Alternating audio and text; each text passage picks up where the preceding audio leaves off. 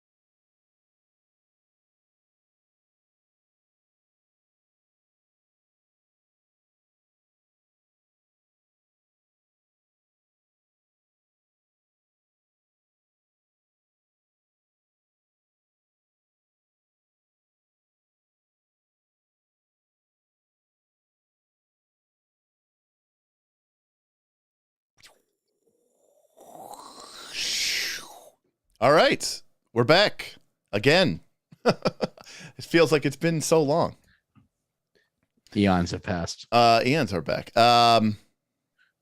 Here, welcome. Hello, everybody. What is going on?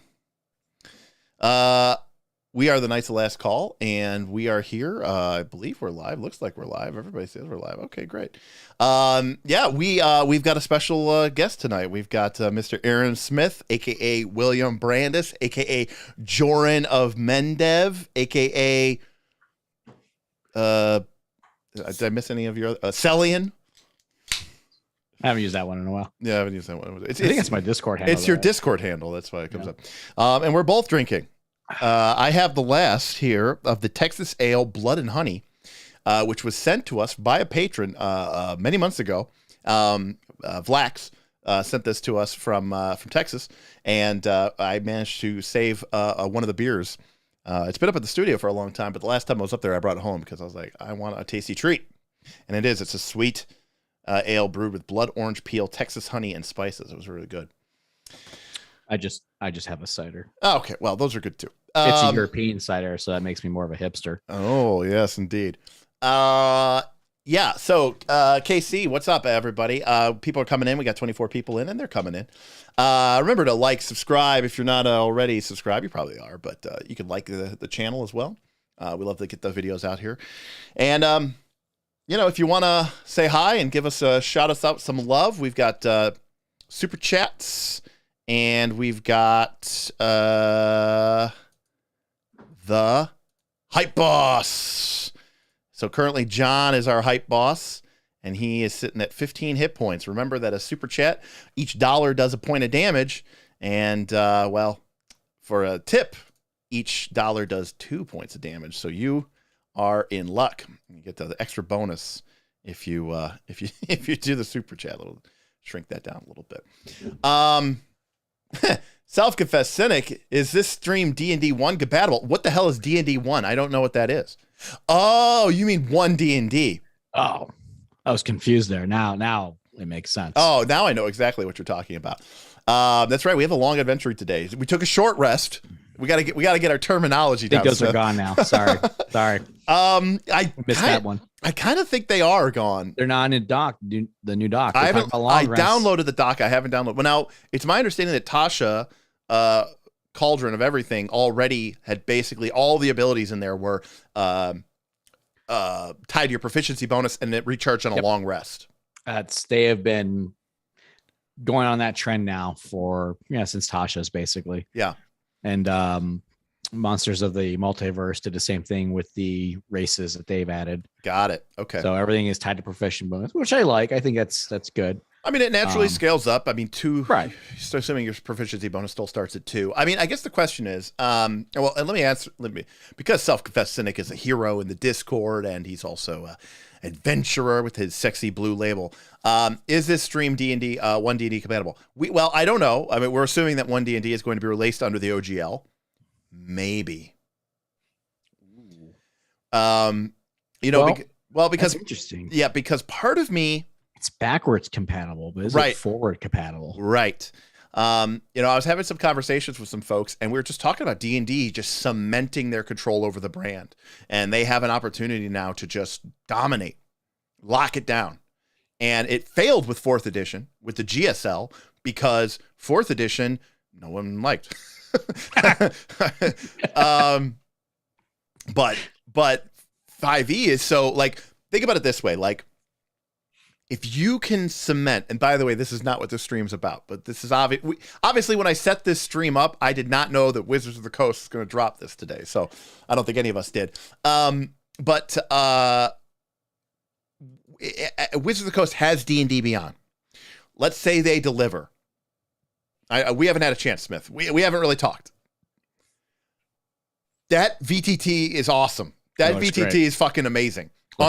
Unreal Engine, right? Yeah, which is so smart. So smart, because the modding and the whatever and the 3D models, people already know how to build for it, blend for it. Gives me hope that they'll actually pull it off because they're not doing something in-house. Yeah, so let me give an update for BH. Okay, so 2024 is the 50th anniversary of Dungeons and Dragons. It's also the 10-year anniversary of 5th edition coming out. there has been a lot of rumors, a lot of talk that in 2024 that they were going to do a revision or an update to Dungeons and Dragons. Was it going to be a new edition? Was it going to be a 5.5? No one was really quite sure. Well, we self-confessed cynic with a super chat. Thanks, buddy. I'll come down to how easy it is to get and make maps. Oh, that's self-confessed cynic. Yeah. Talking about the VTT, but we'll get back to that in a second. We've got ourselves adventurer. We got ourselves a new adventurer. What up? I am strong. And I can't hear the sound effects, so this is just hilarious from my point of view. Oh, that's true. That's true. And that's unfortunate because then Dex has a seizure. Oh, he gets two of them. Because it just took a while to delay it. Derek Torres, thanks for being a sponsor of our YouTube channel. Welcome to the stream. Enjoy the emotes and the loyalty badge. We really appreciate you joining on there, and happy to have you aboard. Welcome to the Knights of Last Call. All right, so obviously we have a lot to talk about, but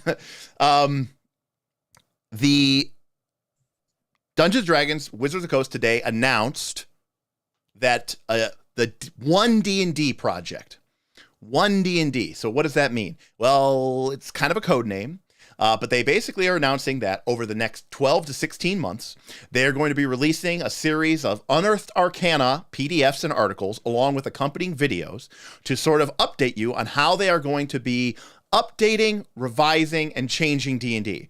But they're not changing D&D. It's not going to be a new edition. It's just going to be a complete... You know what it's like?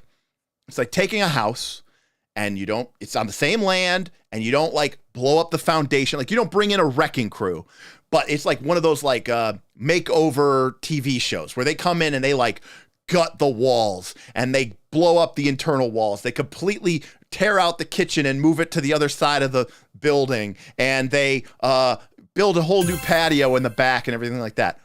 Is it a new building? Jason B tipped $10. Well, it has been a good run, but just got an exciting new job opportunity with some good people in the industry who are doing some incredible things. Well, one incredible thing.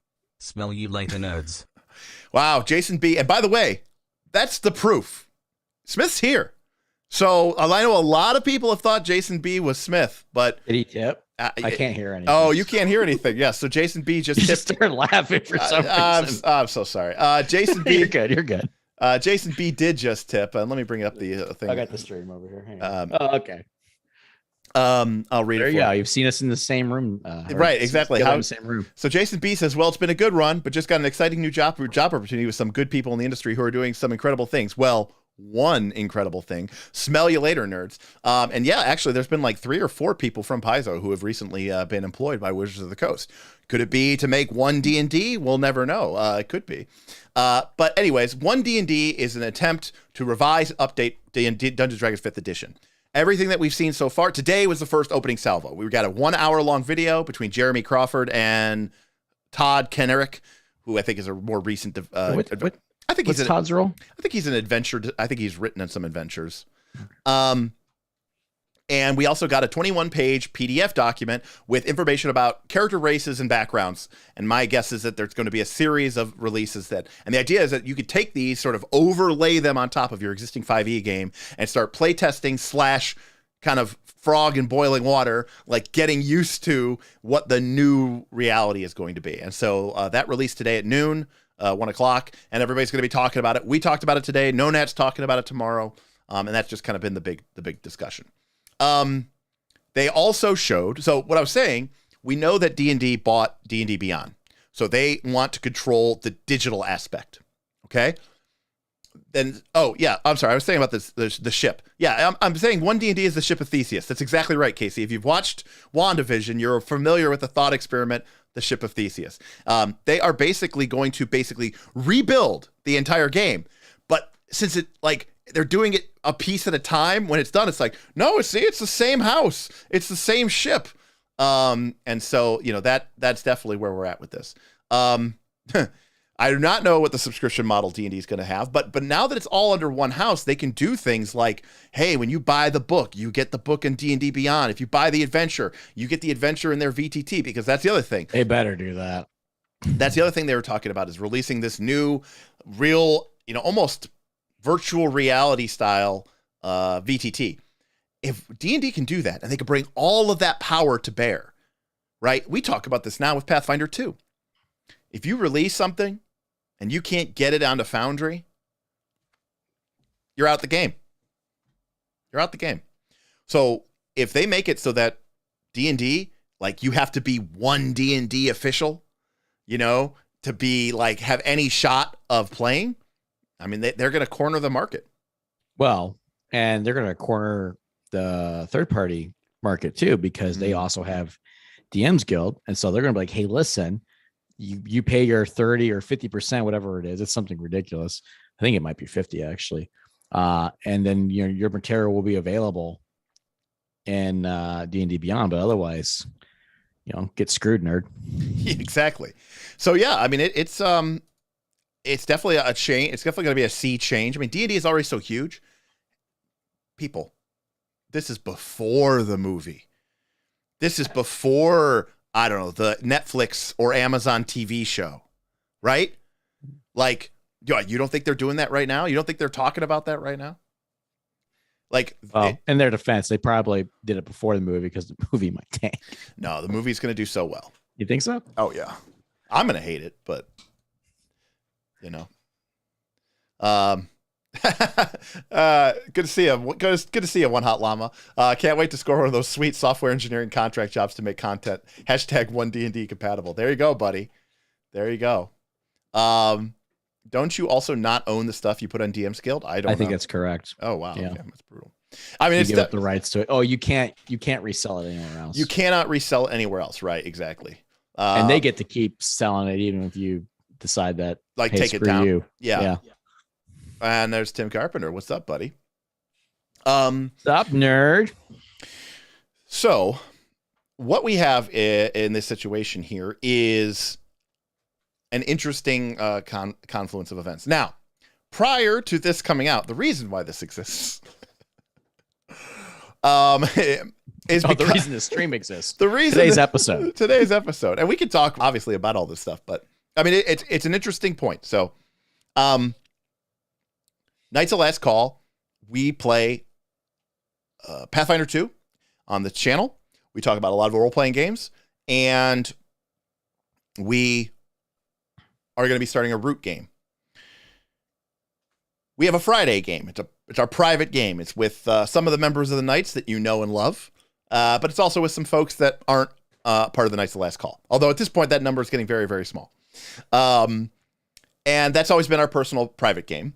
And we were playing Dark of Winter, which is Aaron's Pathfinder 2 custom campaign. And if you are a champion member of our Knights of Last Call Discord, you can actually get access to this PDF document here, which details all of the changes and all the rules text that we put together for Pathfinder 2. Aaron did a great job on that. But when that finished, we said, okay, well, hey, what are we going to play next? And so we said, okay, well, let's kick around the horse. Let's think about some things. Kick around the horse. Kick around the horse. Is that a saying? I love it. If it's not a saying, we need to make that a saying. I don't know. Kick around this horse.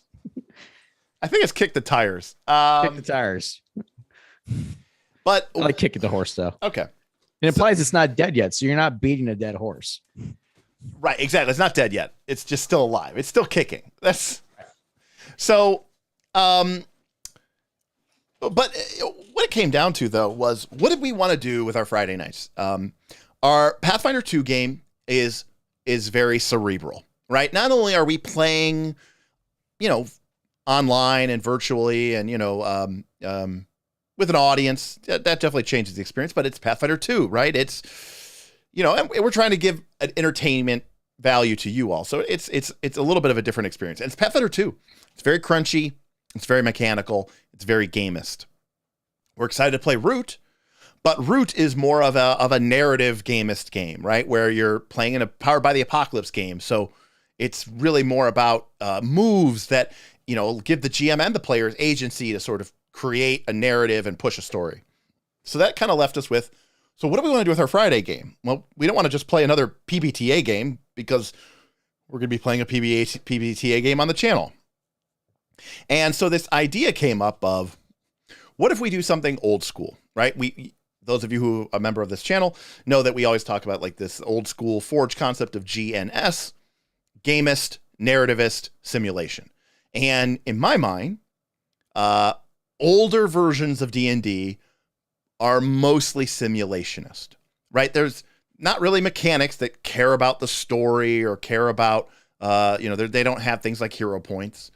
And they're not really complicated games. There are mechanics there, but they don't really do much. Instead, what older versions of D&D were mostly simulationist. And a simulationist game is really all about saying, could I do this in real life? If the answer is yes, then it is up to the GM to figure out how to represent that in the game world. So if you're ever in a situation where like you're playing a game and someone says, I have a really great idea, and then you look at the rules and the rules say you're not allowed to do that, even though it makes sense that you could, then you are playing a very gamist game, right? It's like playing Monopoly and you're like, well, I own both these railroads and I landed on one space. So can I like take my railroad to the other railroad space? And you're like, well, no, because that's against the rule of the game. So now GM can obviously say, hey, yeah, absolutely you can. Even though we're playing this game with a lot of rules, you can absolutely do that because I don't care and I'll make that up. But then it's like, well, then what's the value of all these rules if we're just going to be kind of skirting around them anyways? And not saying that that's a bad thing. It just seems like you're doing a lot of work for nothing. So the idea came up, what about this sort of more old school style of game? I have run classic adventures like B2, Keep on the Borderlands, which is an old school module. I got it up here somewhere. I've run it dozens of times. Ironically, only a few times for actual basic D&D. Most of the times I've run it has been at Gen Con for Dungeon World. And it works awesome. But we have a whole group of players here who've never played in any of these adventures. And to be quite frank with you, I have never actually played all the way through B2. Either I'm playing it at Gen Con and it's like a one-shot, or, as Aaron can attest, we will, every couple of years, say, fuck all these rules. And Ben, cover your ears. Cover your ears if you're watching this later. Yeah, he's not here. We'll say, fuck all these rules and everything. Let's play some old school D&D. Let's bust out the BX box set. Let's get the Labyrinth Lord. Let's go get the Axe system, right? Let's play some old school D&D. And we're all really excited. Like, man, we're going to have to be thinking and clever because there aren't any game rules or mechanics, right? It's just whatever we could put together. And we'll be like really excited about it. And we'll sit down and we'll play. And we usually don't even make it to a third or fourth session. And the reason is we get bored. We get bored with it. There is not enough game in the game, is how I would describe it. Yep.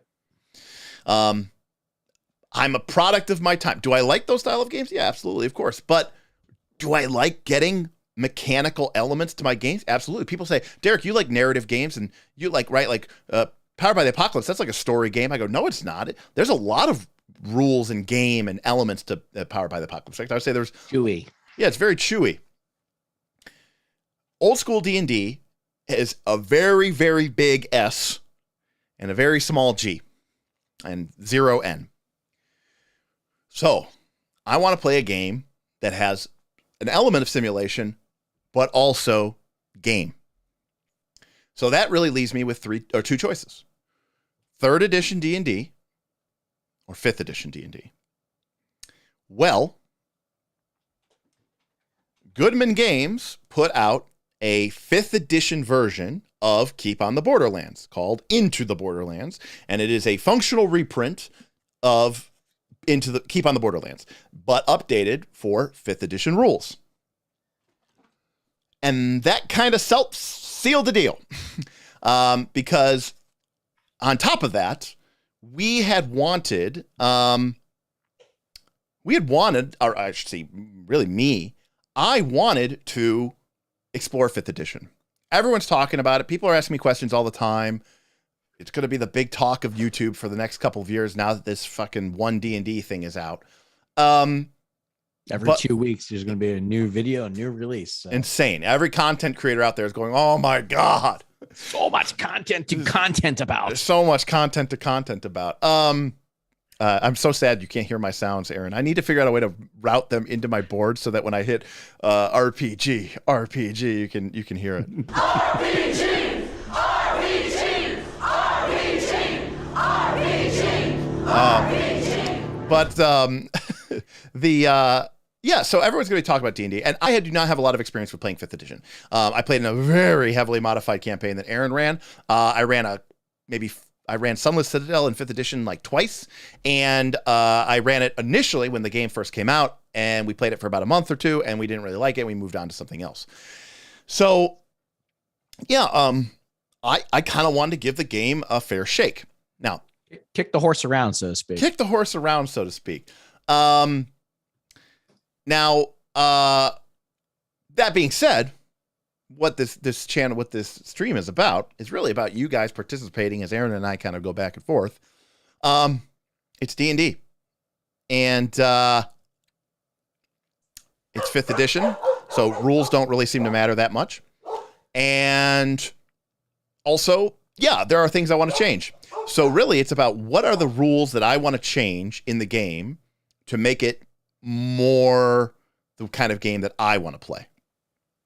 So the first thing to come up is, and let me actually see. Aaron, give it some thoughts while I pull. I want to pull up the 5 Torches Deep. What are we talking about, sir? I got pinged in the channel. Sorry, I'm multitasking. He's running a Northern Reaches game. Yeah.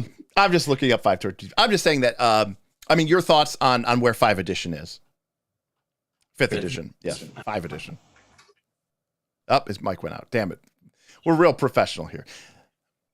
Is that a Mac problem? Because it's not the microphone problem. Nope. It's the wire. Oh, it's the wire. Okay. Yeah. So. All right. Well. All right. Anyways. 5th edition. Because here's the thing. True story. I, for a very long time, disliked 5th edition, and then that raised to neutral. Sure. You have always been more pro 5th edition than I have. I went through that early bout of really like W2F. Yeah, you really hated it when it first came out. When it first came out, You disliked it completely. Yeah. A big turnoff for me initially was the lack of an economy. I think coming from 3rd edition, particularly, gold economy, magic item economy is important, even if you're not literally having magic item shops. So sometimes we would like having that be something that works is important, specifically because if you, and this is a side tangent, but I think it's important. If you look at the reward mechanisms in Dungeons and Dragons, historically, there are 2 main tracks, and it's experience and it's gold. And I think very early on, the gold track, well, actually, if you look at both of them, they've intertwined constantly to support each other / be the same thing, just in different ways. Early on, treasure was how you got meaningful experience, but you could also use it to do things and change in the world, which was very loosely defined about, as well as defined as is in 5e. Then later on, both became a means of character advancement, but instead of just leveling you up, you needed it to buy necessary stat items and stuff so that your character could remain performant. And that was never more true than in 4e. And then you get back into 5e, and this is where it broke a little bit for me, because gold was effectively made completely worthless initially, because the game was designed that you didn't need to have magic items. You weren't expected to go buy your, big 6 or anything like that. So you had treasure, but you didn't really have anything to spend it on. And it was so weird because the GM would, like a fifth of the book that the DM got was about all these rules for treasure, which were just pointless because it didn't matter. So why are these in here? So I had a big issue with that because it just felt very incomplete to me. And when you played it initially and, go through everything, you just saw gaps like that. But years later, additional books coming out, a good third party market coming out. Everyone likes to joke that everyone else is fixing 5th edition. I think there's a big degree of truth to that. But I'm also the kind of guy that's always liked homebrew, always wanted to do something different, took a game and never ran the game as it was. I don't know if I've ever ran a straight game out of the box. That's just never been my style. I mentioned this before in a couple chats, but like, I love modding Skyrim. I've never beat Skyrim. It's the game I own 11 times over 11 years. I've never beat it once, but I love playing it and modding it. But so that didn't bother me as much as fifth edition. So I started to like it a little bit more. And then particularly as I got older and had 3 kids, because it's crazy how much time fifth edition actually has taken up. Like I had numerous less children when fifth edition came out than I do now. Right. I appreciate it a little bit more for what it is. Right. It's kind of like the modern second edition. I would have loved to see more of the module gameplay that we've promised. I'm hoping that we see that with this next iteration of D&D coming out, that they get back to that original kind of Monty Cook philosophy, because I think it was a great one. And I also just appreciate, it's just a little bit more simple and lighthearted. I think, the obvious comparison here is PF2. We play a ton of PF2. There's a lot of strong things in PF2.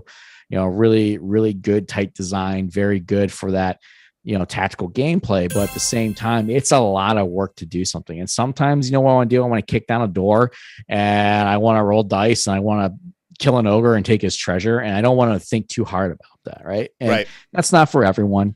But growing up, that's kind of a big part of what D&D was for me. And I think it's fun to get back into that and not have to overthink every aspect of the game. So yeah, we got a super chat from Boothby. He says, my biggest beef with 5th edition and Pathfinder 1 is that winning tends to be done in character creation, not the tactics brought to an encounter.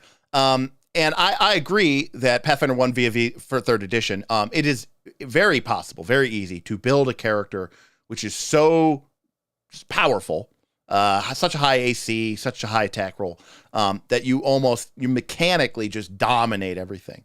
But when you talk about things like the tactics of an encounter, part of what I want to do is I don't want anything to be really that tactical. Yeah.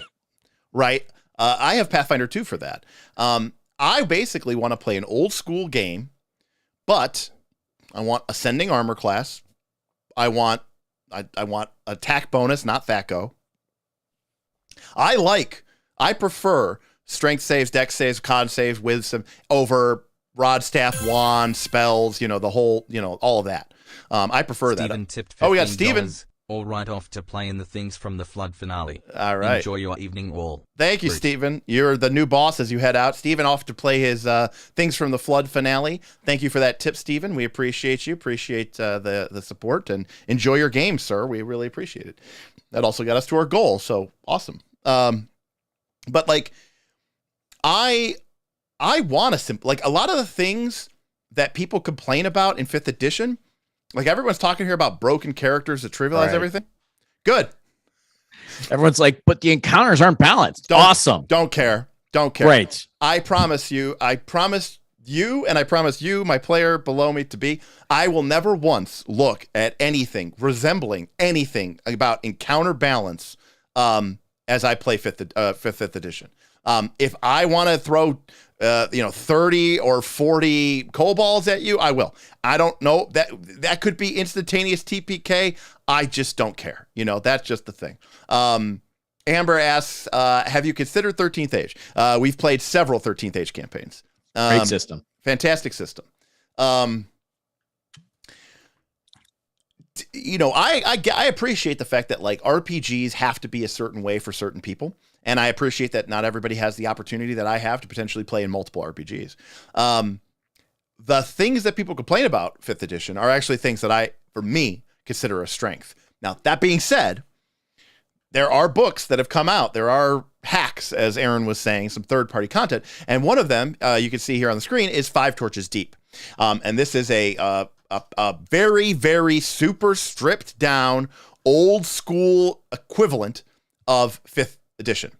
And to the point where, everything's DC 11, a warrior just gets some con and some weapons and that's it. right? But there's also some things in here, and this is where, I think it gets interesting, that I really like about this system. That even in 5th edition, I'm like, this is the kind of game I would rather play. Like, for example, we can see here on screen the warrior basics. Well, in this 5 torches deep, same way I would play 5th edition, I don't want to bother with skills. Skills, get out of here. I don't want to half any of that. But what I like is having things like proficient checks. The idea that, like, this is very similar to 13th Age, but even a little bit more specific. Like, a warrior or a zealot or a rogue should be, really, really good at doing certain categories of things. Not necessarily actions, but categories of things. And I really, really like that. I like that approach. We got a super chat, another big one from John. He says, I just want to kick ass and chew bubble gum, but 5e just doesn't give me enough gum. Yeah, I mean, I think 5th edition,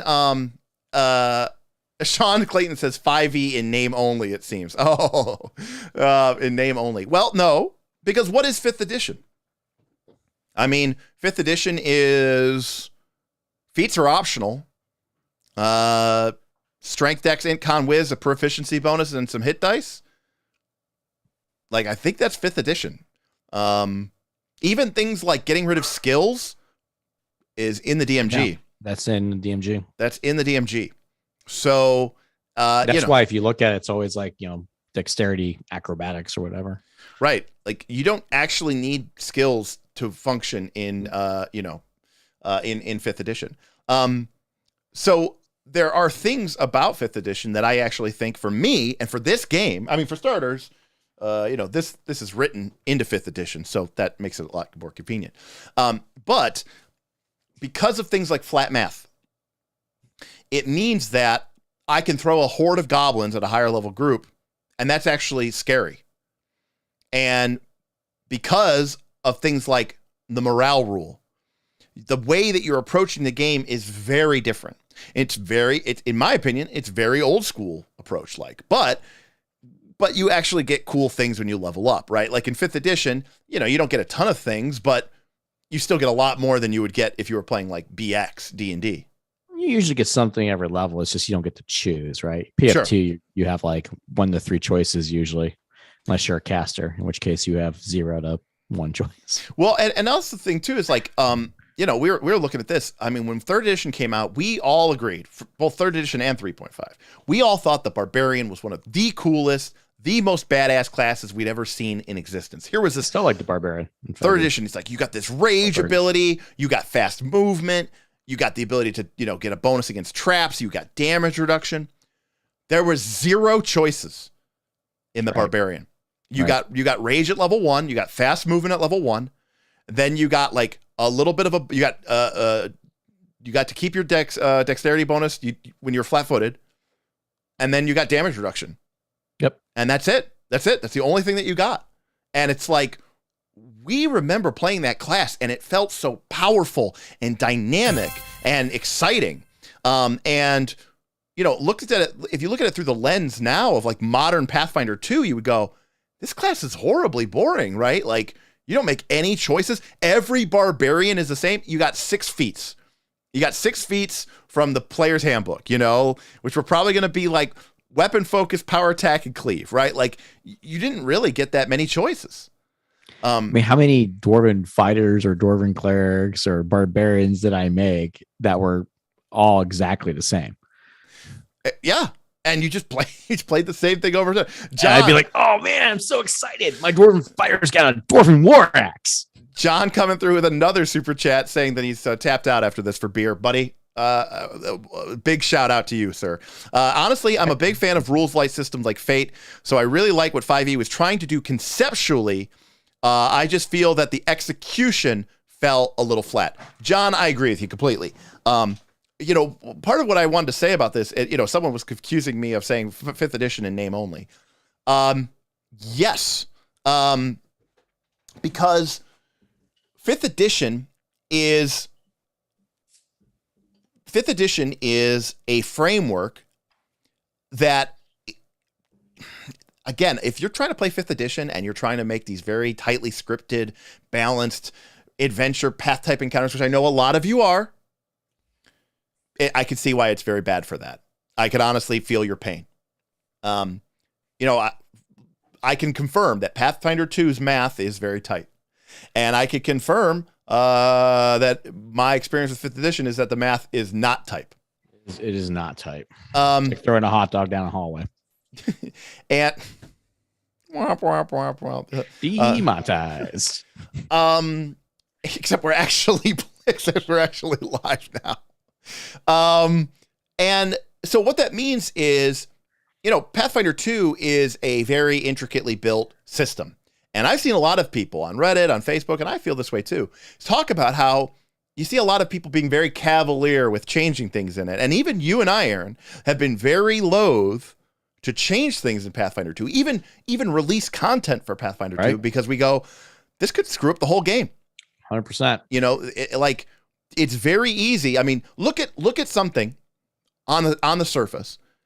Essentially, the fighter is +2 better to hit than everybody. I mean, he gets feats, but arguably ruined the whole game. The barbarian gets feats. You know what I mean? He gets feats. The barbarian gets feats. The ranger gets feats. The monk, she gets feats. Everybody gets feats. But the fighter is +2 attack bonus over those characters.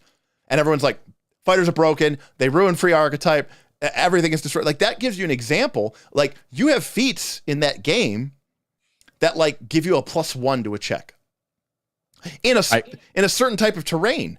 So that's how tightly balanced that game is. And, if you want to change something, you got to be very, very careful, because you could have a lot of unintended consequences. Now, that's not listen, that's what playtesting is for. You make a change, you play it a couple dozen times, you see what effect it has.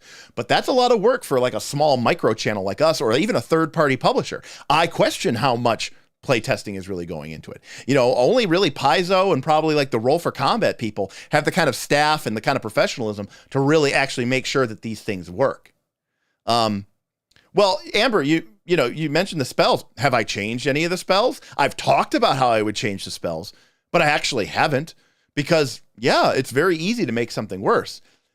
But in 5th edition, I am starting from a system that I inherently do not expect to be balanced. Keep in mind, I'm used to playing games where, there's no such thing as balance in Dungeon World. There's no such thing as challenge rating in Blades in the Dark. Creatures don't even have stats. There aren't even stats for things in Blades in the Dark.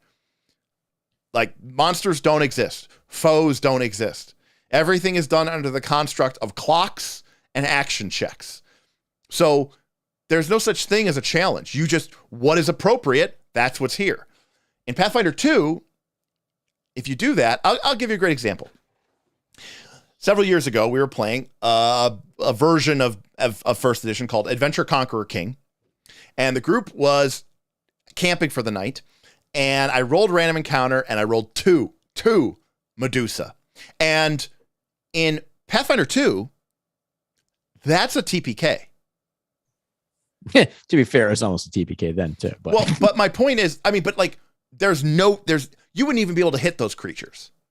Correct. Right? Yeah. Their AC you would have needed nat 20s to hit them. It might not have even have been a crit. They would be 6 levels higher than you. Yeah. And there's 2 of them. Right. You just 0%. But not really the player characters, but their hirelings, rolled like madmen, but not like nat 20s. They rolled like 14s and 15s. And they won. They killed the Medusas before, not before too many people had to make a save. There were a couple people who had to make some saves versus petrification, but they didn't. And so it was an awesome victory. That was a fun moment. Was it balanced? Absolutely not. Absolutely not. And, everything I've seen about people complaining about 5th edition say, the math doesn't really work. Characters get too powerful. Some things are too broken. The monsters don't really balance out. But if you don't care about that type of things, at that point, it's basically just an old school game with a couple of modern trappings. Ignore feats. I'm going to. Ignore skills. I'm going to. And basically what you're left with is spellcasters get spell slots, just like they did in old school D&D. People get, a bonus to attack. They get their stats, which they add to their D20 rolls in order to do things. And Yeah, but you get a couple of extra powers. You get a couple of extra powers, like, oh, my fighter can action surge and the barbarian can rage, right? Like little extra bonuses that you wouldn't otherwise get. And to me, that's all I'm really looking for out of the game. Now, that being said, you take something like 5 Torches Deep over here, which is sort of an attempt to OSRify 5th edition. And if it was up to me, I would basically be playing this. But not just up to me. Because I have players as well, including this player right here. And so one of the things I want to talk about is where Aaron and I differ. Because in a perfect world, I would just play 5 Torches Deep. I might still tinker with things. But there are specific things, Aaron, that you want out of 5th edition. And I wanted to have you on today to figure out why that is and what those are. Sure. Maybe I'll have an answer. Okay, great. So one of the first things here that I want to talk about is in 5 Torches Deep, there are only 4 classes. There's the warrior. There is, by the way, this is the warrior. This is the whole class. It only goes to level 9 because it's kind of basic. Your proficiency bonus goes up, I think, basically at the same rate as 5th edition. At the beginning, you get starting hit points and warrior equipment. You don't get like the once per long rest day. I think warriors can like regain some hit points or something. At level 2, you can counter attack in melee up to twice a fight. You get an ability boost at 4. You get ability boost at 6. You get ability boost at 8. You get some extra attacks. You make 2 attacks at 5, 3 attacks at 9. And then you'll see that you get to pick an archetype because in 5 Torches Deep, everyone starts as a warrior, but then at level 3, you become a barbarian, a fighter, or a ranger. And these are, by the way, all 3 of those classes. All they are is just archetypes, almost kind of like Pathfinder 2 archetypes in a way. And what ends up happening is you just pick one of these at level 3, 5, 7, and 9 or something like that. And then you get that benefit to your warrior shell. Sean says, there's the 5e I know. 3 levels in and you finish character creation. Sean, you're absolutely right, buddy. You're absolutely right. But I don't necessarily know that that's a bad thing. Keep in mind, I'm already playing a Pathfinder 2 campaign. Sometimes I don't even want to pick something. Because the other thing too, which we haven't talked about here, is I don't like to kill characters, but I like for death to be a possibility. And the fact of the matter is, having death be a possibility in your Pathfinder 2 game is really problematic. And because, you know how hard, look, I'm not going to sugarcoat it. Making a Pathfinder 2 character is complicated as shit. And there's a lot of considerations to make for the team, for everything, this whole concept. I like that a character can die and you can make a new character. And yeah, I only got to level 2 or 3.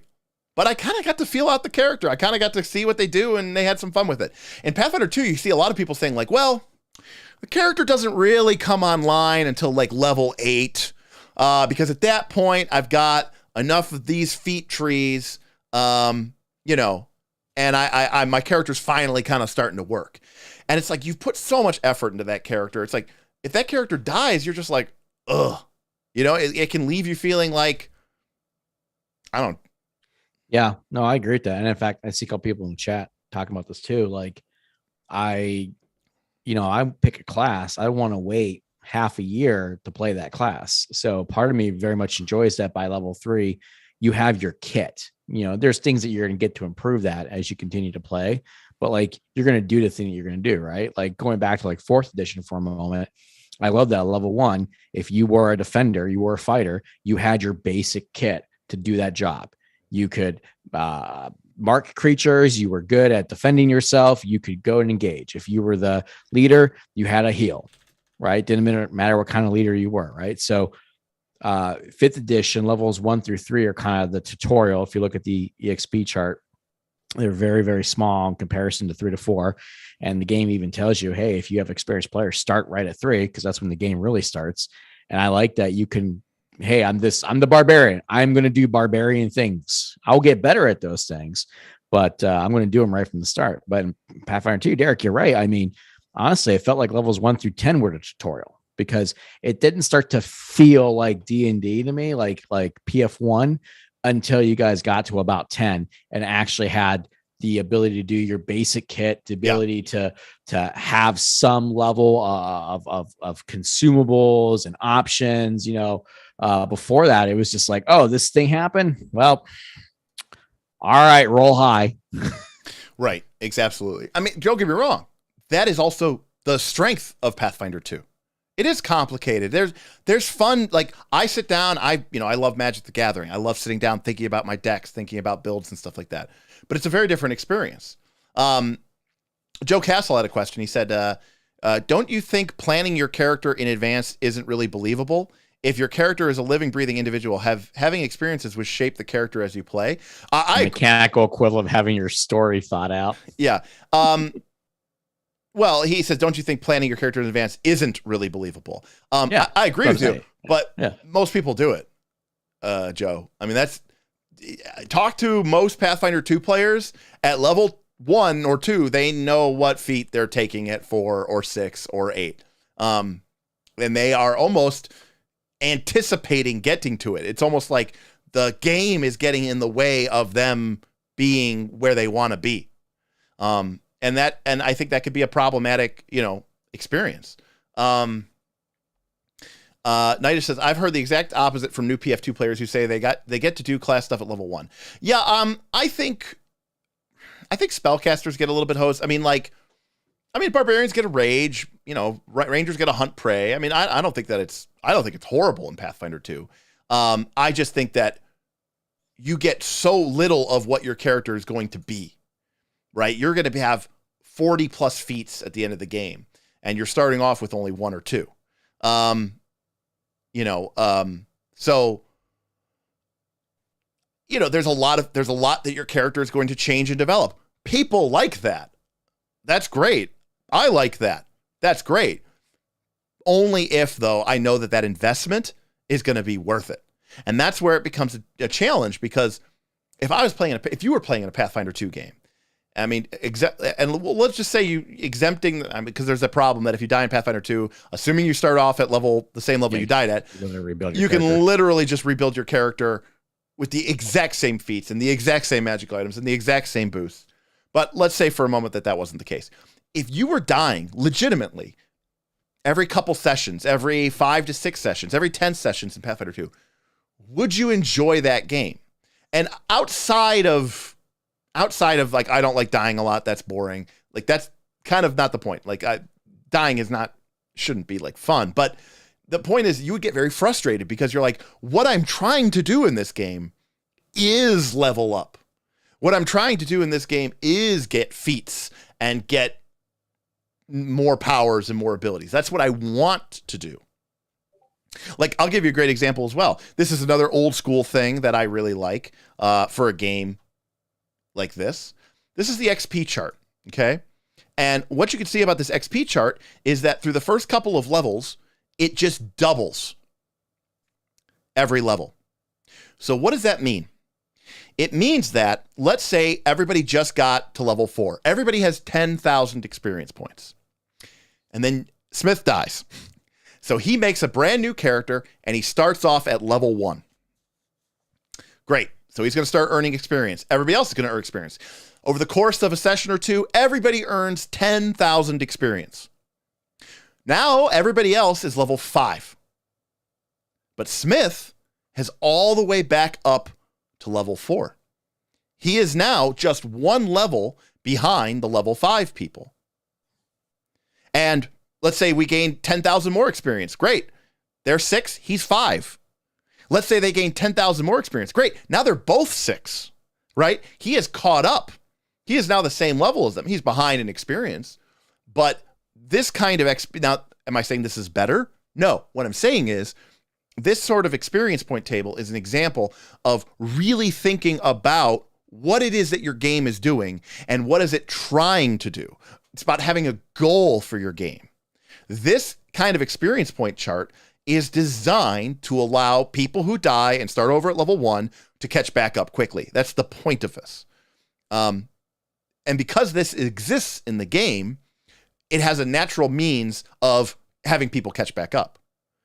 Would I want death in a game where I was always going to be 3 or 4 or 5 levels behind everybody else? No, that would be really shitty, and that would be really boring. So, some of it comes down to the intention of the game, and what you're trying to, get out of it. So, Smith, you got these 4 basic classes. You got warrior, who then can basically subtype into barbarian, fighter, ranger. You've got the thief, who can subtype into assassin, bard, and rogue. You have the zealot, who is your divine caster, who can subtype into cleric, druid, and paladin. And then the mage, who is your arcane caster, who can subtype into sorcerer, warlock, and wizard. And to be clear, I don't really know what all of these do, because we've been kind of kicking things around left and right. But I know that you did not like that. Yeah. So here's my issue with it. It's very simple, but looking at this, and just to be clear, I like a lot in FTD, and we'll probably be porting in 80% of it. But I felt the classes in FTD were kind of too basic, as in like OD&D or first edition. I feel like this takes us too far back to that, playing axe, and then we're like, yeah, okay, whatever, right? Like, I like the subclasses in 5th edition, which I think you didn't even you were not aware of this until recently, where they've added a lot. So you have a lot of color now to the different classes you can add. I like the multi-classing, which you can't do in this, right? So in 5th edition, you've been on this multi-classing kick lately. Well, and I always have, right? We were talking about the other day in the basement, but you look at our 3rd edition characters, and everyone sprinkled in something, right? I had a paladin cleric, a fighter cleric. I like clerics apparently, but I always like to dabble a little bit, and 3rd edition was good at that. I feel like 5th edition has some pros and cons with multi-classing as well. And it's part of the fun things you can do to extend. Every broken build I've seen in 5th edition usually is some form of like paladin, warlock, something. Yeah, or something. I mean, that's how it was in 3rd too. So, but I like that. I like the different subclasses, right? If you're going to die a lot, it's fun to, pick up something new, but still maybe be able to do the role that you had in the party. So K-Swistek says Hexblade 1/whatever. Right. I see a lot of barbarians out there. I don't know if that's broken, but maybe it's just a meme. I don't know. Joe Castle says that I nailed it. Everything broken is charisma. Don Pokey says, suddenly my mind goes to Monster Hearts and how poachable the other classes are in regards to the move. Really lets you dabble while staying within your own bounds. Pretty much all PBTA games are like that, Don Pokey, including like Blades in the Dark, where in Blades of the Dark, you have a playbook and you have the moves. And then one of the advances you can take is called a veteran advance, which lets you take a move from a different book. Now, as let's say, so like in Pathfinder 2 terms, when you level up, if you're like a fighter, you could take a move from any other class, but you can only do that a total of 3 times. That way you literally can't just take all of a class's moves because you can only take it 3 times. But I think one of the things that I think you have to note here for people, veteran. Thank you, Sean. Veteran advance. Did I call it that? I don't know if I called it that. Veteran advance. But like a lot of the problems that people have with 5th edition, is my understanding, is that it's the characters are broken, spellcasting is broken, and the combat math is fucked. To put this into comparison, when Knights of the Last Call started, we didn't even know what Pathfinder 2 was. Bob had never played a role-playing game in his life. And he said, hey, Derek, I want to play, can you teach me how to play D&D? My brother's going to be out of our army soon, and I want to play with him and some of my buddies. I said, sure, I could teach you. And we sat down, we tried to explain it, and he said, this is kind of, maybe I could see you in action. I said, okay, put a group together. That group would basically become the nascent early edition of Knights of the Last Call. And we played 5th edition. And we played Sunless Citadel. It's a level 1 adventure, very classic 3rd edition adventure, which they updated to 5th edition in Tales from the Yawning Portal. I believe this group of level 1 or level 2 adventurers, who sometimes came out of the Sunless Citadel with as much as 80 or 90 gold, would make their way to the small shop in this weird seedy section of Oakhurst, where by the way, 5th edition 90 gold is nothing. So. Right, for those of you, I don't think it's anything in any edition. Pathfinder 2 at level 1, it's actually significant. And they would go in there and they would look into the, and I would have the weird, Harry Potter, Mr. Ollivander type, magical item curator store go, adventurers, I see that you've returned, and from the sounds of your belt pouches, it sounds like you've got more than a few gold pieces put together. I'll tell you what.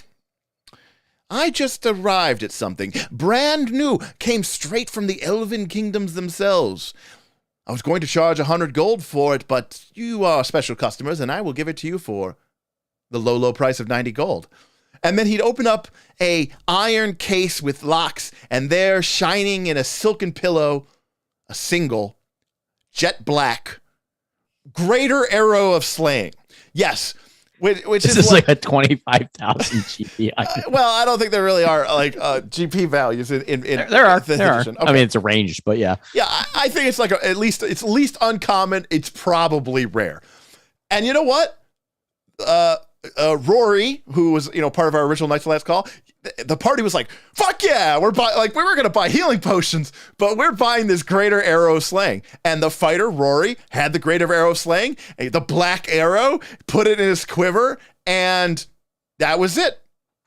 And then later in that adventure, spoiler alert, they went through the hall you're not supposed to go, and a troll appeared. And guess what? The fighter pulled out the black arrow and was like, "I've had this for like a day." And he was like, better now than ever.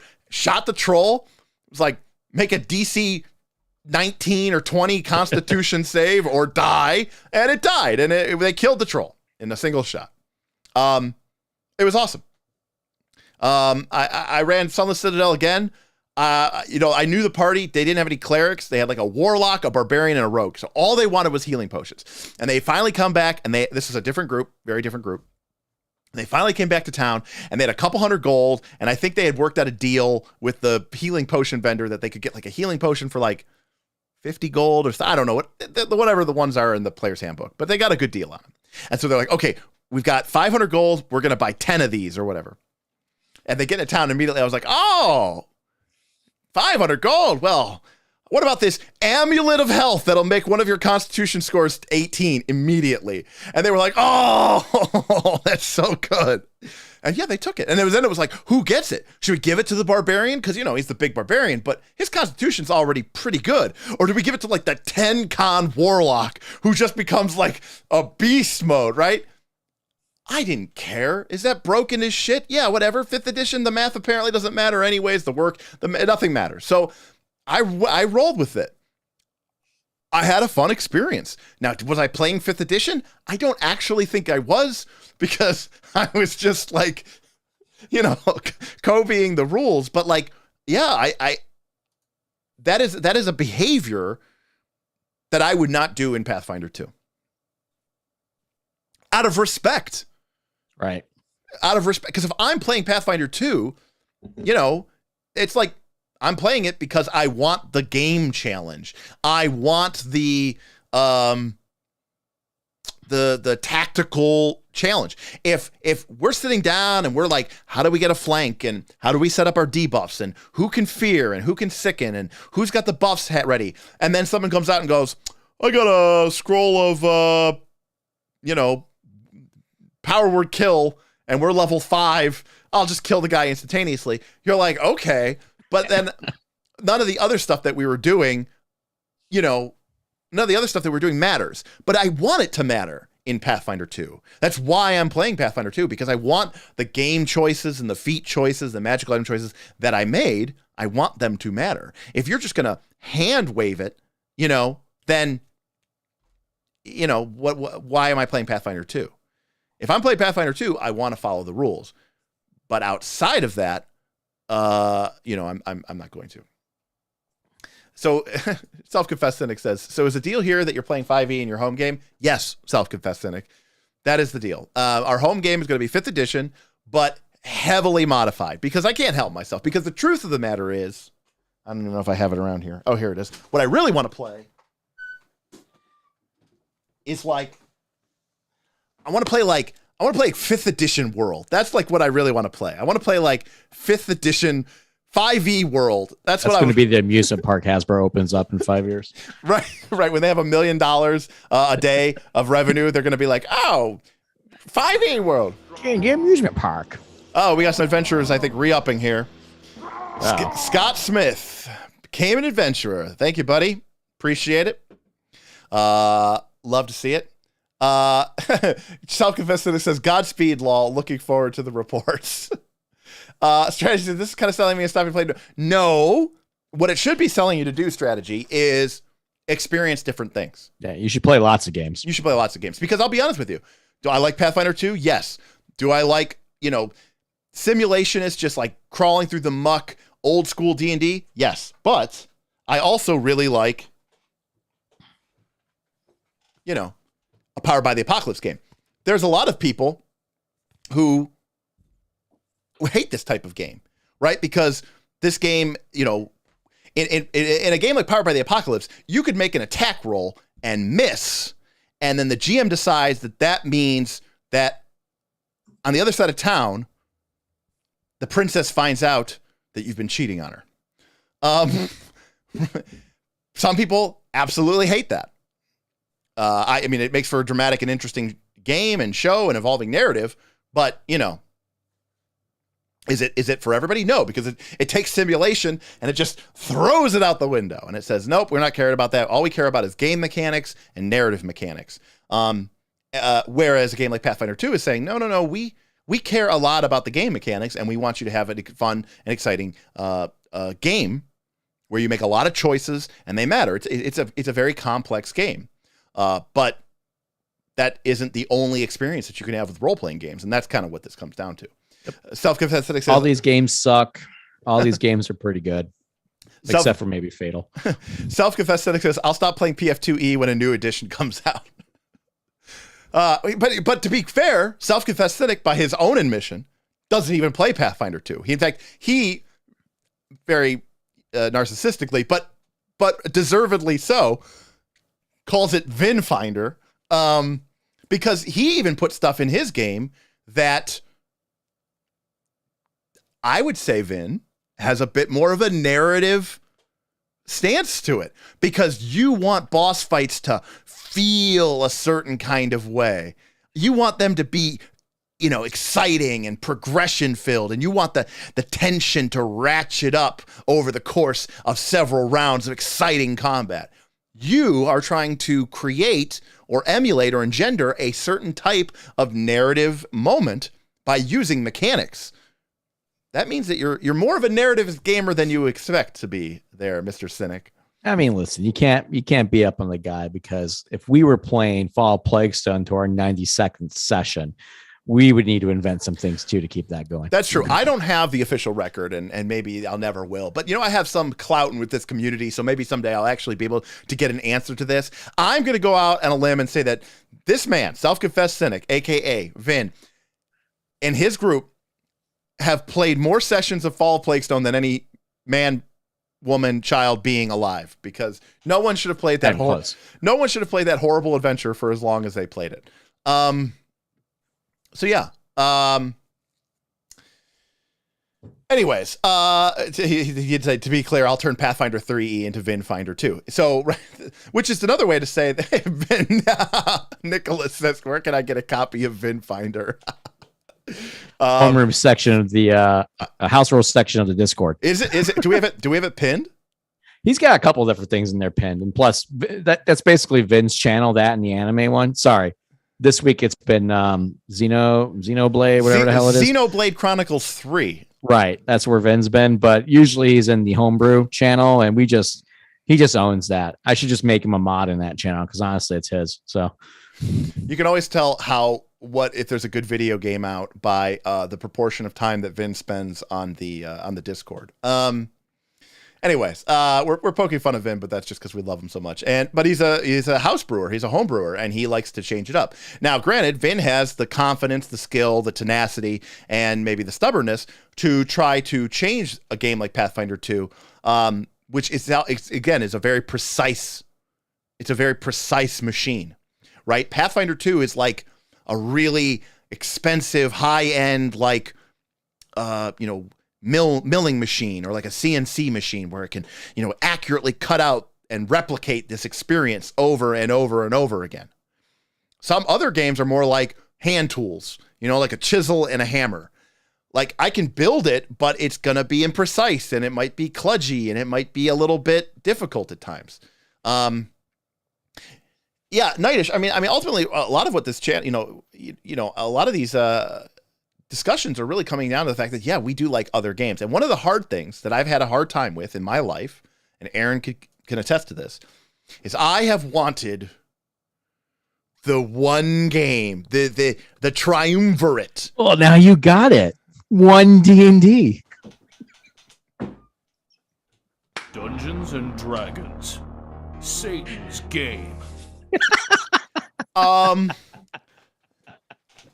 No. That is definitely not going to be the case. But like, I have always wanted, and so what I tend to do is I would do things like, okay, I really like, all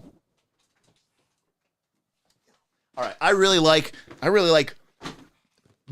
basic D&D, right? I really like basic D&D. I love like the thrill of going, okay, but I also like Monster Hearts. So I really dig that as well. But Legend of the Five Rings has some really interesting mechanics. And then I'll be like, you know what I'll do? Let me just shove these into a blender and just spin it around and I'll pour that into some molds and bake it. And that'll be my dream RPG.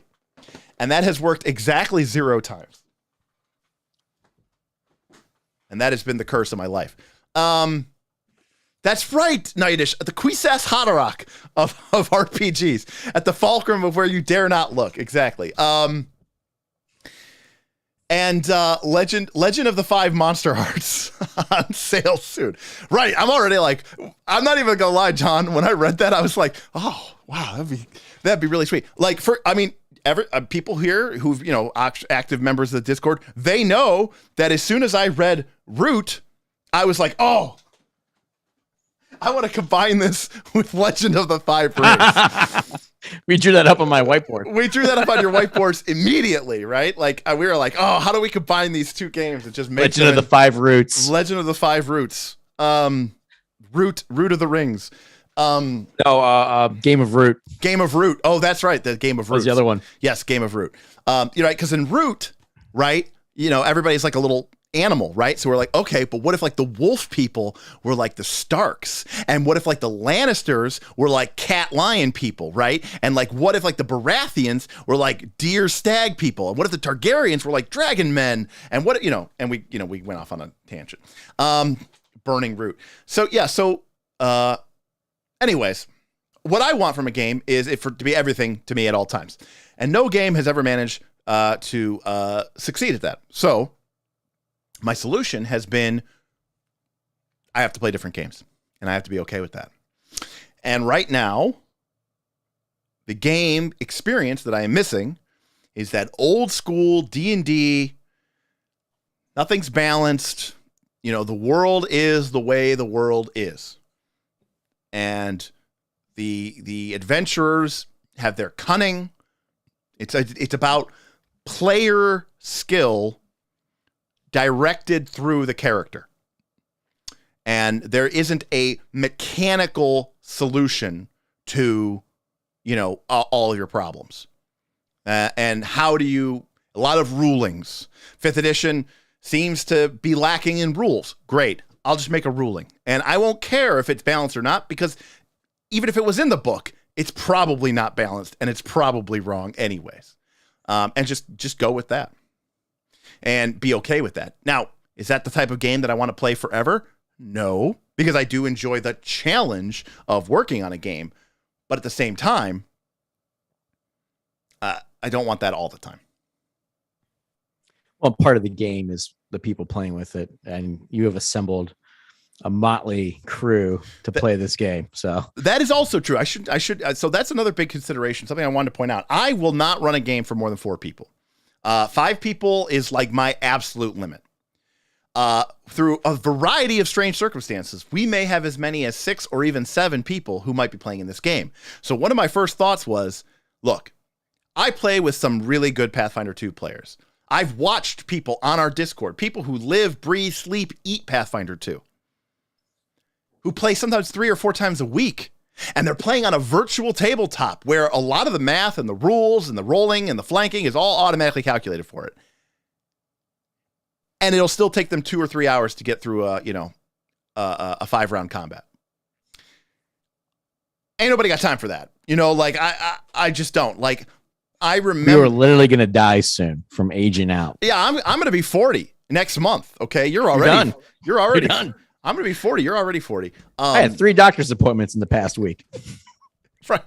I'm getting a tumor in my brain examined Monday. Times are tough. Times are tough. See, Bob is the kind of guy who says I'm still young until like he just dies of a heart attack. He's just gonna fall over dead. He just doing chores. Yeah, just doing chores. He has no he has no sense of perspective. More deadly. Yeah, Bob, you're just gonna like break your arms off as you like lift up. But yeah, but like I want a game that I can just rock and roll through. I want a game where I just go, hey, they're dead. Oh, yep, they're just dead. That's a great idea. Yeah, I don't know, make an attack roll. Yep, that succeeds. You kill them. I don't care. Like I want that sort of fast-paced, moving fun where I don't care about the game, and so I don't respect it. Like it's like the equivalent. How I always say play your characters like a stolen car? It's like the equivalent of your RPG system being a stolen car. This isn't my baby. I don't got to take good care of it, right? Use it, abuse it, lose it, right? Like that's my motto here when it comes to this, Well, we hawk and drive. What are we doing here? Oh, 5 Georgia. They wanted the FTD. I thought you'd be happy for it. 5 Georgia. Now, is this game perfect? No, because I did have 2 things. I actually had 3 goals I wanted to talk about here. One was the classes, about why things that I would want in my 5th edition D&D experience that Smith does not want. So first is I like the classes. Now we both didn't like the races. We can agree on that. We just thought they were just too basic. I noticed we skipped that immediately. I was like, oh. Yeah, they were both just very basic. I mean, because being a dwarf doesn't... I mean, they're nothing. Yeah, being a dwarf doesn't give you anything in this game. Right. And I actually went on a rant today in our first live stream about how I think that, that should matter. Dwarfy dwarves. If we were talking about stolen cars, when are you playing Car Lesbians? Is that a game, Car Lesbians? Is that really? I don't know. I mean, if you mean... Is that a joke? Do you mean be a joke. It could be a joke. I don't know if they meant thirsty stored lesbians. But, TSL? I don't know if we're going to get a chance to play TSL.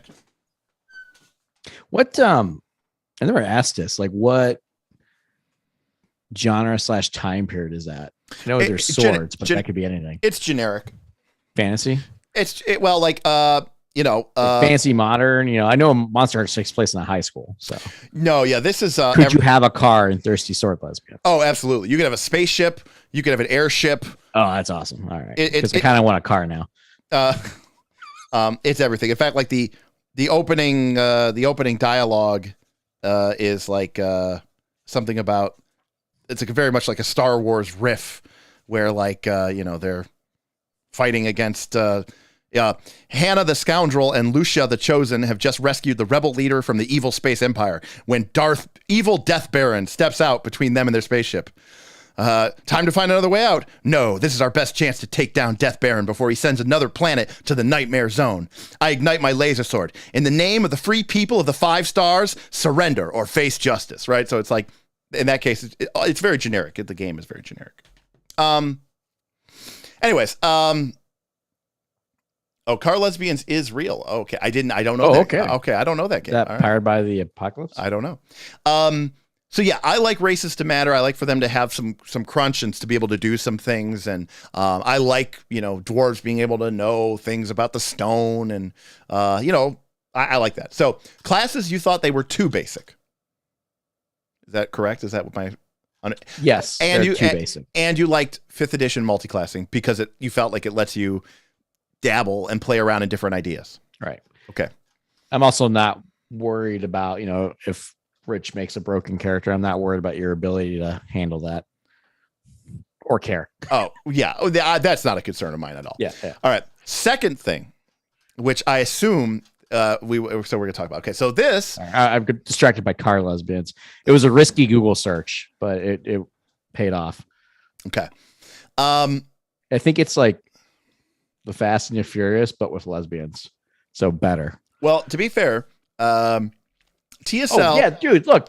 Oh, you can't see this, but like I they cannot. have a character sheet, and there's like two, like there's a semicircle, like a dial, like a speedometer, and one is hotness, and the other one is car. That's nice. And your scores are trunk, score, and drift. Nice. Very nice. Sorry. I will. Distracted by this. All right, fifth edition's canceled. Car lesbians. It is. Listen. By the way, we change games really this fast. Yeah. This is true. This is actually true. Total Entropy says, did you ever publish the Fast and Furious RPG? I don't. Did we put the rules for that on the Discord?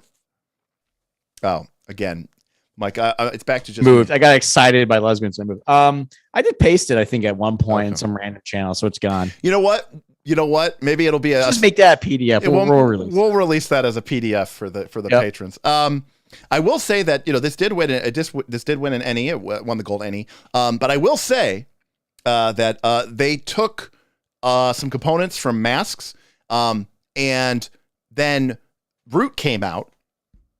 So it went. Now Root is made by I mean, this is a D&D stream, and I'm holding up 2 Powered by the Apocalypse games. If that's not KLLC, I don't know what it is. Masks came out first, which was from Magpie Games. Then Thirsty Sword Lesbians came out, which is not from Magpie Games. Then Root came out, which is from Magpie Games. And now the most recent is Avatar, the Legend. The Legend of Avatar. Avatar, the Legend. Avatar, the Legend RPG. Is that Magpie? It is also by Magpie. Okay. And in my opinion, that game nailed it. With the way that they take damage and the way that you take conditions, it's a very, very good game. So worth checking out. That being said, if you're expecting to see a bunch of like Avatar anime elementals bending powers, not in the game. So contrary to people's desires, bending's in the game. It's just not mechanicized. It is not mechanicized. If I want to strike somebody, I could blast them with fire or whip them with water, or I could hurl a rock thing at them. The game goes, look, this is all just the same. We're not going to you don't get it's not like a kineticist. Water strike. It's not like a kineticist from Pathfinder 2. Okay, so supply. So one of the things that I liked about Five Torches Deep was that it had some elements in the game that were more modern.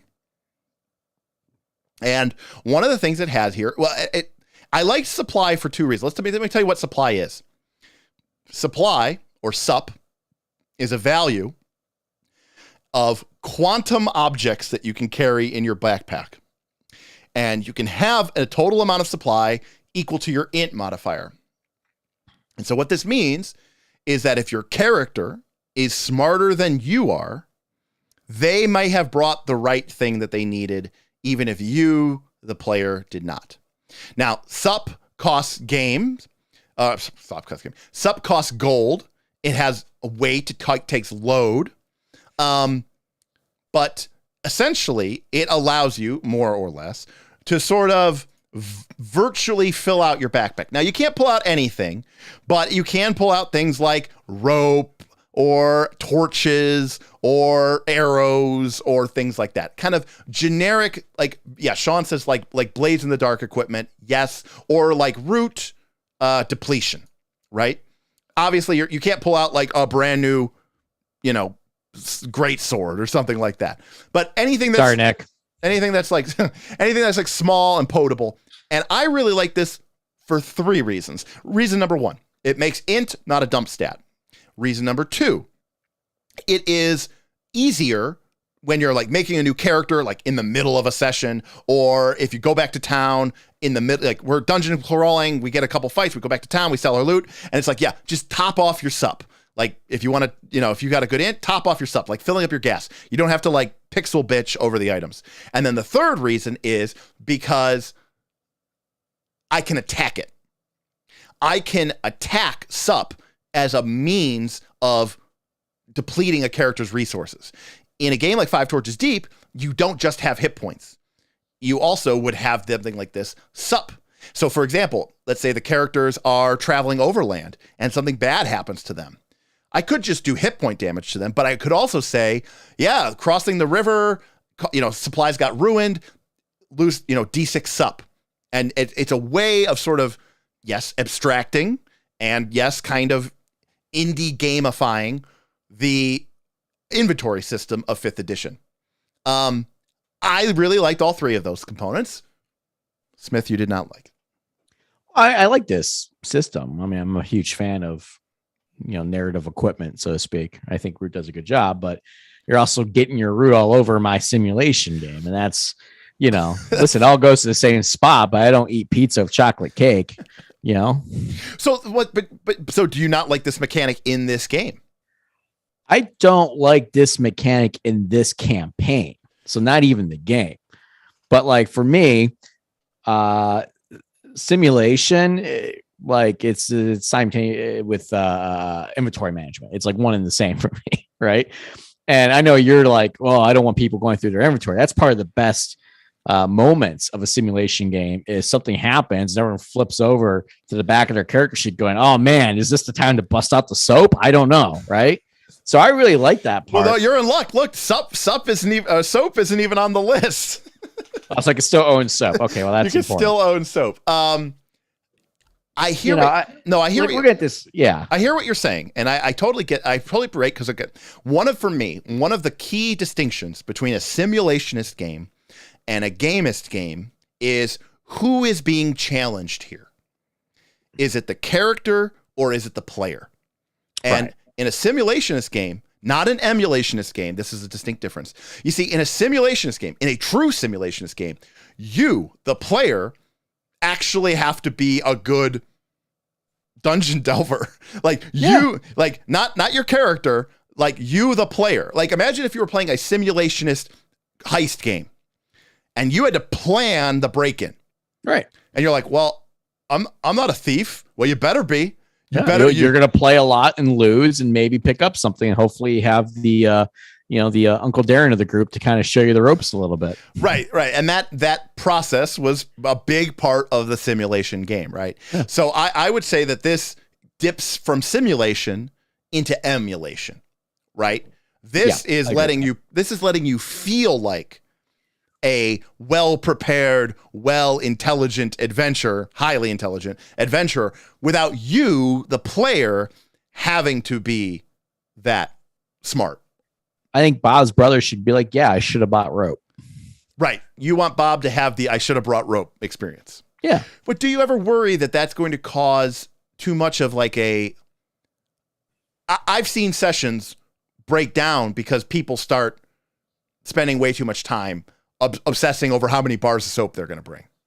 I mean, I have mixed feelings in that. Sometimes, yeah, that's just dumb. Do that outside the session.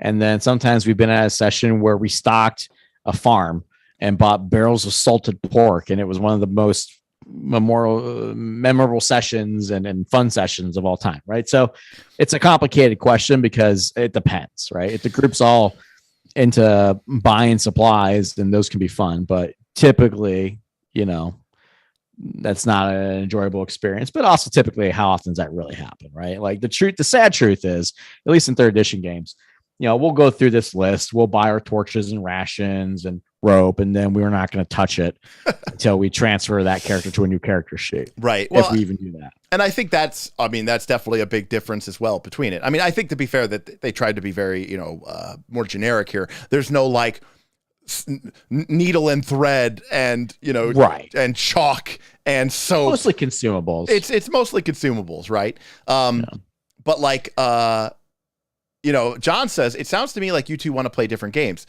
John, no.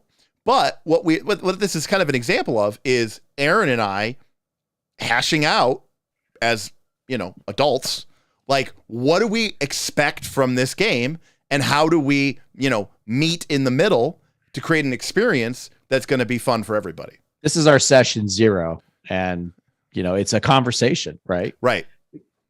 Yeah. Because like, for example, I very much like the one point Derek made with this, which is that it's something he can attack.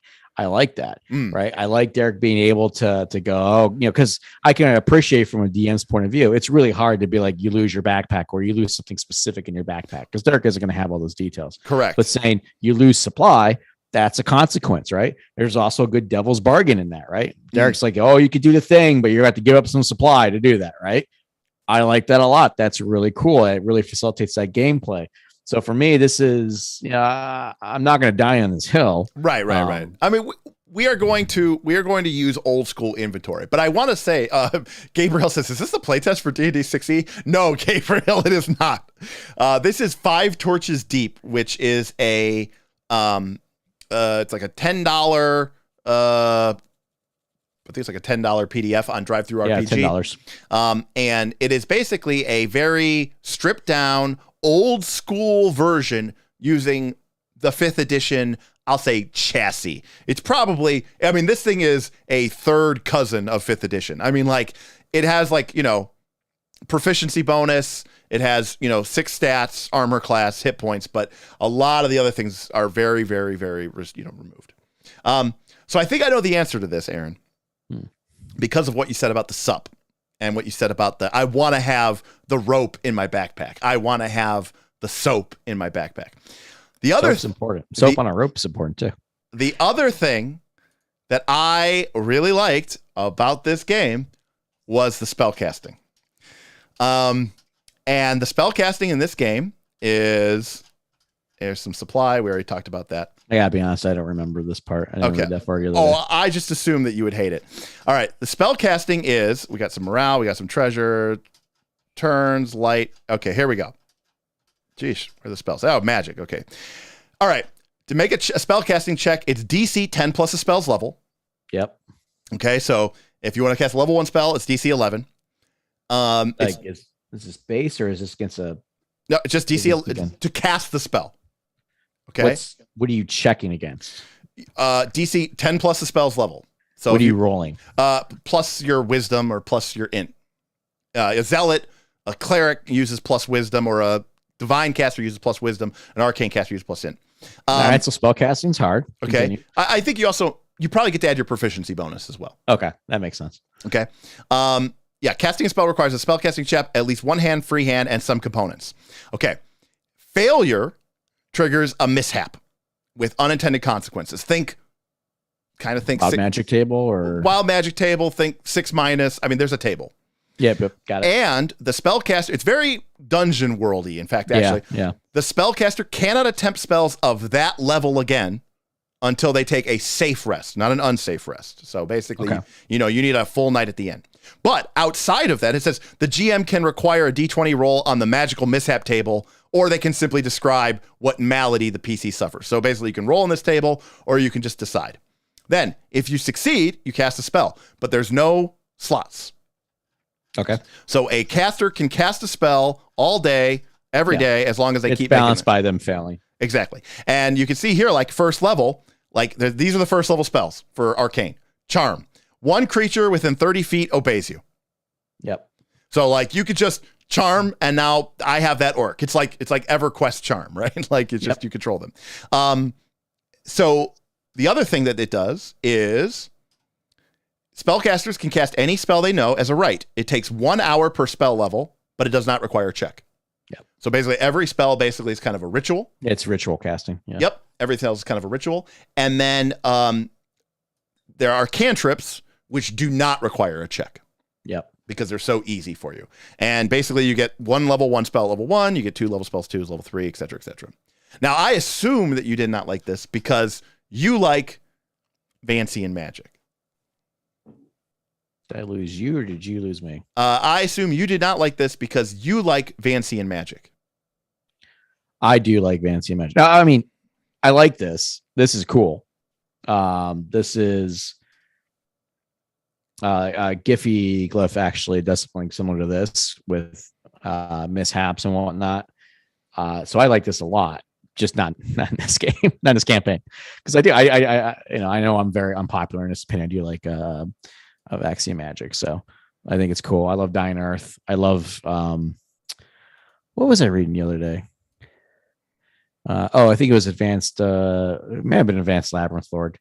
might have been something else, but they had just like insanely long and esoteric names for Gotcha. the spells, which is just right out of Dying Earth. I love that. I love how they do magic there. I know it's not a popular opinion, but it's so much cooler to me than just like boom fireball, you know? Yeah. See, I would rather fireball be a game concept, not a like literal thing that like people talk about, right? Because like, it's like, hey, I've got fireball level 3 memorized in my brain. Like that's something that like people could actually talk about in the context of the game. Yeah, there's that passage from the Salvatore book. I want to say, what is it? Passage to Dawn. It's one of those Sea of Swords, Passage to Dawn. Yeah, I know what you're talking about. Yeah, they're having the wizard duel, and they're like going, "Oh, Mordenkainen, very interesting." You know, Right. I think it's cool, particularly in D&D, right? Like, these spells are named after all of Gygax's children, so it's just like the idea of getting a spell named after you is kind of cool. I don't think anyone ever does that, but. Yeah, so I think the reason why I like this is because, one, I like the idea of spellcasters being able to, not have to. Yeah, let's let them go all day. Well, until they fail. Right. I mean, there's a risk to going all day. Now, of course, we talked about this before, but this game also has things like resilience, which is another score. Like, again, this isn't just 5th edition. Resilience score is equal to your con score. And think of it as like that. This represents your character's fatigue. And as that descends, right, your character can become, weakened and exhausted and stuff like that. I love the idea of someone being able to get like a bonus to their spellcasting check by like drawing down their resilience. Yeah. Of course. Yeah. Because again, one of the things that you'll see with me in a lot of games is I like giving players choices. Even if it's a hard choice, even if it's a tough choice, I like for characters to be in a spot and go, am I willing to sacrifice X in order to gain Y? And is that a real sacrifice? I think, in fact, I'll honestly say this, one of my biggest gripes about Pathfinder 2 as a GM, this is for me. This is not for the game. This is not a critique of the game. It's a critique for the way that I run role-playing games and the way Pathfinder 2 works. The way I run Pathfinder 2, or the way I run role-playing games, is I like to have people make tough choices and have to deal with the consequences of their actions. Pathfinder 2, you can kill characters, and that's about it. Like, nothing else really punishes them or penalizes them. And if you do, it almost makes that character kind of impossible to play. And this is why everyone uses Doom. Right. I've used Doom for everything. I've used it in every campaign I've ever played. What else are you going to use? Yeah, well, everything else is crippling. K. Swistak pointed out the drain condition, which is what a lot of people were talking about with the kineticist, because the original kineticist in PF1 had a burn ability to take hit point loss in order to power out their abilities. Now, drained is great in principle, but you're penalizing their fort save, you're reducing their max hit points, and the game, it probably works up to a certain point. Is Drain 1 going to mean like, I can't play the game anymore? No, of course not. But I can say the difference between a fighter and every other martial characters is 2 points of attack bonus. One of these is broken beyond all belief, and the other ones are just fine. So giving someone enfeebled 2, because they were poisoned by the trap, and you want it to be something memorable, and you really want to have there be a consequence for your action. So you say, oh, you're poisoned, you're enfeebled 2. And they're like, damn, okay, well, now my character attacks as good as the wizard. So, it's in this game, it is a real penalty. It is a huge deal. And it's been a struggle for me to play Pathfinder 2, because the style of GMing I like to do is when a player wants something, I will ask them, are you willing to pay this for it? Aaron, the history of you and I playing RPGs is one of negotiation. 100%. It's you and I going back and forth about, you want something and I tell you the price, and then you counter, and then I counter, and then we maybe say, okay, wait, maybe this isn't the right currency. Let's talk about a different level. Let's talk about a different currency. To the point where we've had people casting spells and it prematurely aging them and draining their souls. I mean, we've had crazy things. Permanently weak to fire. Yeah, Tim's character in one of our campaigns became permanently weak, took double damage from fire, and could never become immune to fire. And you're like, oh, was it a curse or something? No. It was like written on his character. It didn't have a game effect. It was just written into the DNA of his character because he wanted something that was very powerful and he had to pay the price. And so, Joe is talking about PBTA and Devil's Bargain or Devil's Deal and success at a cost. And that is really what I like. One of the reasons I love PBTA games is because I love success with a cost. And if I were to ever start making Pathfinder 2 stuff, I promise you, the framework is there, by the way. The framework is there. Where in Pathfinder 2, you could easily turn, the problem is 10 is too much. What if I had a Pathfinder 2, what I would do is I would DC up by 5, DC down by 5. And then if you get over 5, that's full success. And if you get between a +5 and a -5, that's success with the cost. And if you get below a -5, that's a failure. And that's how you would kind of have to do it. But I think that is what makes role-playing games fun. That's what I think makes them different. That's what I think makes them unique. And I Pathfinder by the Apocalypse, that's actually has kind of a good name. Now listen, I'm not trying to say that these things can't work in Pathfinder 2. And to be clear, maybe I haven't used them enough to really try this out. But my sense is that if I were to make a character, enfeebled 1, you would just go, okay, well, how do I get rid of that? And if I go, oh, you can't, you'd be like, okay, so you're gimping my character? Is that what we're doing here? I can't even. That'd be fair. I think you get a lot more options if you use proficiency without level. The math opens up a lot more. That is probably actually very true. Yeah. Which at some point, I'm not right now because we just finished a level 20 campaign and I'm playing in your stream game. But at some point, I would like to run a proficiency without level game. Yeah, I definitely agree. I just want to catch up with some people and stuff. Total Under said, did you like Burn? Yes, I did like Burn. I thought it was very clever. And I like, there was a feat from a book released by Monty Cook called Arcana Unearthed, not Unearthed Arcana, but Arcana Unearthed. And it was like Monty Cook, and it was like Monty Cook's variant version of 3rd edition. And there was a class in there called the Magister, and they could take damage. They could cut their arm and release their blood. In order to get back spell slots and stuff. Matt, we are reading through 5 Torches Deep, which is a 5th edition variant for kind of more old school play. Smith, not the same Smith, says, I prefer conditions and curses because it means that lower level enemies will have a better shot. Yes, I do think that's fair. If you're playing a game that has more lower level enemies, that's probably a more reasonable approach. So I do actually, I think that's reasonable. My experience has been that a lot of people don't use lower level enemies because they're kind of, if your players know what they're doing in Pathfinder 2, they can be very much not a challenge. And then lastly, K Swissdeck says, so the only real consequences you can do is kill a character, make them more killable, or you have to work outside of the system's framework. And that's exactly right. In Pathfinder 2, it's hard to attack characters in any way other than just killing them.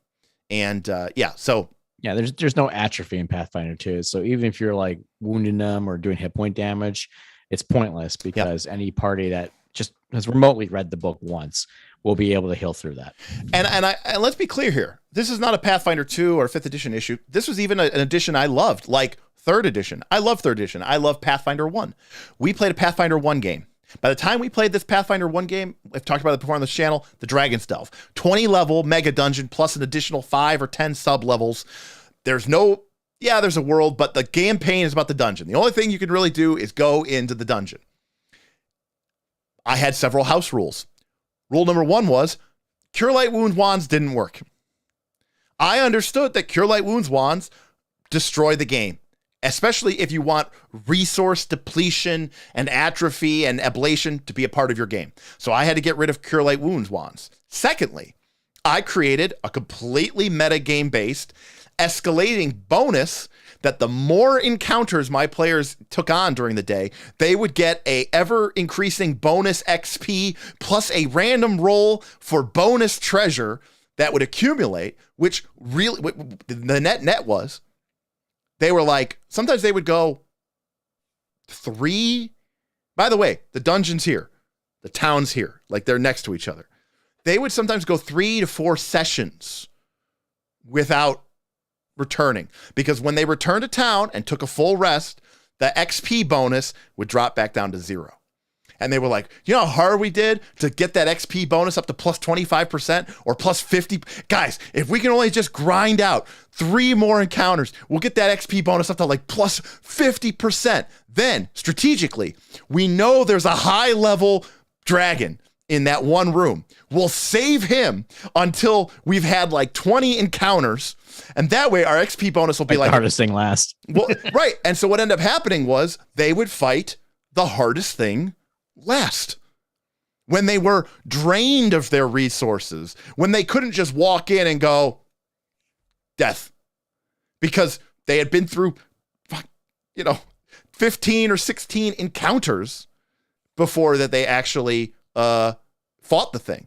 And they could fight the really hard thing first, but then you're not getting the bonus experience points with the bonus chance for bonus loot, including rolls on Derek's obviously broken specialized dungeon loot. Now, was this diegetic at all? No, it doesn't make any sense. I mean, maybe you could say, well, people get more experience when they're pushed to the edge, like you only learn through being challenged, and you have to really be challenged to grow. I guess you could make that excuse. Where did the extra loot come from? We don't know. But the point was, it worked because it motivated my players. I've said this before, say it again. What gets measured gets managed. What gets rewarded gets repeated. I knew that my game did not function the way I wanted it to work. So I had to create rules and reward systems that would create the kind of play experience that I want to do. For example, 5 torches deep here on the right, I have to use treasure for XP. If you're not familiar with this, in the old days of D&D, when you found gold, that gave you experience points. When you found treasure, gems and jewels and precious works of art, that gave you experience points. You actually got very little experience points from fighting things. You got experience from finding the treasure, because that was the assumption that is what your character's goal was. But it had another subtle effect, which is that it created for characters and the players who are controlling them a different set of objective. They were like, okay, my goal here isn't just to go in here and murder hobo everything. My objective is to find the treasure and get it out of the dungeon with as little hassle as possible. Now all of a sudden, people going, why was there a class called Thief makes complete sense. Right. Especially because in the early version of the game, nowadays the thief is like this, like dexterous, Right. Well, he's called the Rogue now. John Wick warrior who's like, flipping over people, double ninja assassinating them, But back in the day, it was just like a thief. Literally a thief. What do? I steal things. And so that, and it even, a lot of spells in the game look a lot different if you are expecting to avoid combat, or if you are expecting to, for example, if you get experience points for treasure and you figured out through use of, say, your clairvoyance spell, that the treasure is on the other side of this wall, but to get there, you'd have to go around the corridor and then go through a chamber that is, say, filled with beholders. But if you have a pass wall spell and you just cast pass wall on the wall and walk through it into the treasure vault and loot all of the gold and take it back to town, guess what? You just got all the experience and all the treasure, and you didn't have to fight the beholders that could kill you pretty instantaneously. Now, I know what some people are thinking, but I want to fight the beholders. Yeah, and I get that. And there are other games that are probably better at that, because to be honest with you, combat in my opinion, in 5th edition is pretty damn boring. Because it's like, you don't really have a whole lot of options. You don't really have feats or cool attacks or tactical. There's not even flanking. So by default, yeah. I mean, by default, yeah. And it's kind of just like, It's like a Final Fantasy JRPG, you know? Fight, use item, spell. And so, great. If that's how my combat is, 1, let's avoid it. 2, let's get it over with. Let's not belabor this point. I'm not setting up a map. I'm not setting up minis. I'm not going to give you some sort of special Muso attack. You know, just look, this is going to be intense and crazy and potentially dangerous and deadly. So let's just roll a bunch of dice at each other and see what happens. I don't know what's going to happen. Yeah, okay, we survived, but oh, no, the thief died. Oh, damn. Okay. Well, roll a new character. We'll pick you back up when we get to town. Right. And like, that is, you know, that's the case. Well, strategy, you say, may want to just cut enemy HP in half and double damage then, or quarter HP and 4x damage then, 5e combat takes for damage. That is something that I have to consider strategy, because on one hand, I don't want it to be boring. On the other hand, I also do not want my game, which is another common trope of old school games, is for fantasy fucking Vietnam, right? Where it's like, oh man, we went in the dungeon, 7 of us died in the first fight, and then we had a bunch of other people, and they came in, they were stepping over. They came in round 2. I had a character didn't even have enough gold to buy armor, so he had to loot it off of the other dead guy. He spent the second round of combat putting the armor on. Then he charged in. He got killed immediately. So then fair, you had a Sunless Citadel session like that. So then I made a third character, and the third character made it. So Greg says that sounds like fun. You know what, Greg? It's fun. Again, you know what it's fun for? A session or two. And that's what we always have. Whenever we get this hankering to play a more old school game every couple of years, we pull out, you know, basic D&D, and we make characters, you know, 3d6 straight in order, just like Moldvay said. And, you know, we roll hit points, and I got a 2. I have 2 hit points. You die at 0. Fighter of 2 hit points. Awesome. Yeah, you're a fighter with 2 hit points. And you know, your strength is 13, but your con is 10 or 9. And if you get hit once, you're just dead. It's fun. I struggle to believe that it is long-term viably. I get that people played like that for a very, very long time. But it's a very different style of game. But anyways, point is, yes, I do have to make some considerations. Now, Five Torches Deep actually has a monster section because it doesn't actually have monster rules. It says, hey, you know, you can use them from this, but you know what you can do is just make monsters up. And it actually says, okay, here's their damage, here's their hit points. And then it says, oh, is the monster a brute, a leader, a predator, a shaper, a sniper, a soldier? And then it basically says, this is what it's good at. This is what it's bad at. And I like that this hack has this, but Pathfinder 2 doesn't have this. This 90-page hack of 5th edition has monster categories, but Pathfinder 2 couldn't be bothered to put them in. Can we just get, I mean, seriously. Everyone's like, oh, the GMG is so good in PF2 with monsters. I was like, no, it's not. Look at this. This is good. 4th edition did it right. This is doing it right. Right. And then weak monsters have 0 to 1 techniques, normal have 1 to 2 techniques, and elites have 3 or more techniques. And then you just pick some techniques like, oh, okay, so it's an elite. So it has 1 to 2 techniques. So, okay, cool. I'm going to give this big ogre boss, he's going to get multi-attack, and he's going to get shove, you know, and bam. Perfect. And he's going to be a brute. Good. He's weak intelligence, weak dexterity, weak stealth, weak perception, weak tactics, strong at morale, strong at holding the line, strong at resistance. Great. Ogre done. Great. Cool. Run. What level is he? I don't know. 3. Okay. He's got 13 hit points. It tells you. Yeah, there you go. He's got 3 hit dice, 13 hit points, does D12 damage. Boom. Done. You know. So anyways, point is, I like that. Yeah. No, this is great. Like already, and then you remember there's some things that he's strong at, some things that he's weak at, everything else he's supposed to be normal at. So he's got a -1 to the stuff he's weak at, he's got a +3 normally, and he's got a +5 for everything else. And you're like, yep, that's just done. And you're just done. And there you go. And you know what?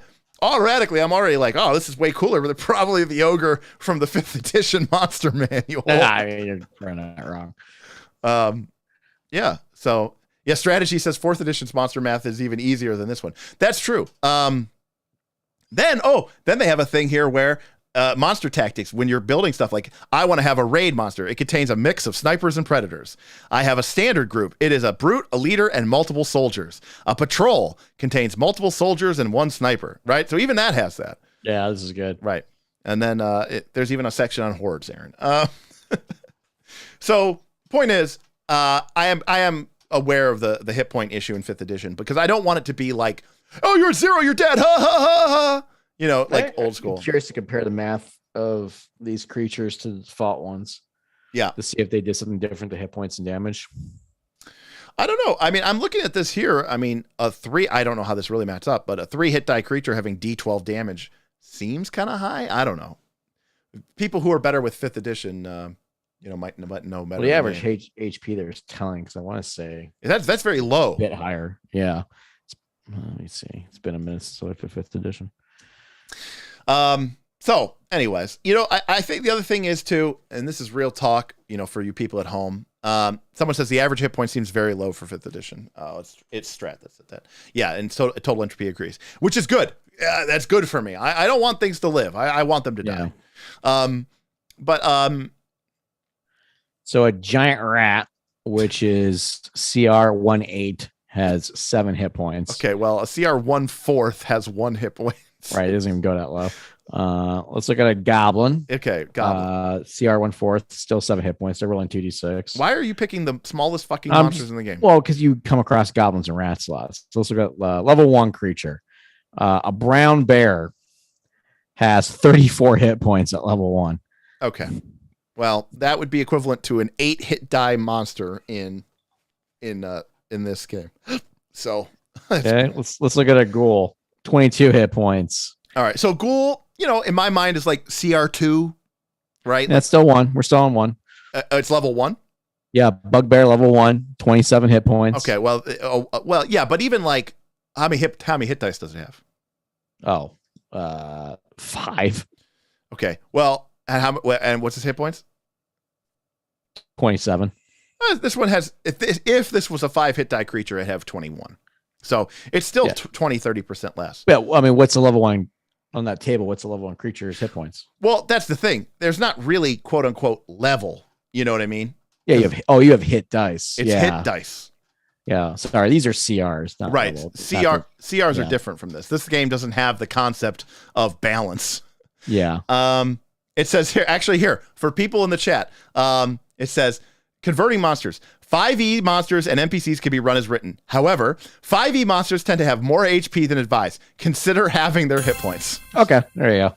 Hey, super chat from Mr. Rick Sherman, 34. During the zombie apocalypse, I was deciding whether to get into D&D 5e or PF2e. I chose wisely. Since in Pathfinder, you really have to really think how to coordinate your attack with your teammates more than 5e. I very much agree with that. I mean, if you really like that deep tactical play, Pathfinder 2nd edition is the game for you, 100%. 5th edition to me is not a combat game, and it's sad because it's got a lot of rules for combat, and that's how but it's also not a storytelling game. 5th edition to me is a dungeon exploration game, and I don't 100%. think anybody uses it for that at all. Right. It's kind of sad, but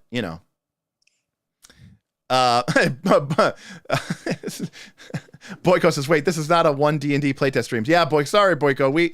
We talked about that earlier. We had actually set this stream up ahead of time. We were talking about it earlier. If you want to go back and watch earlier, but we were talking about it a bit. I actually need some time, by the way. I am going to read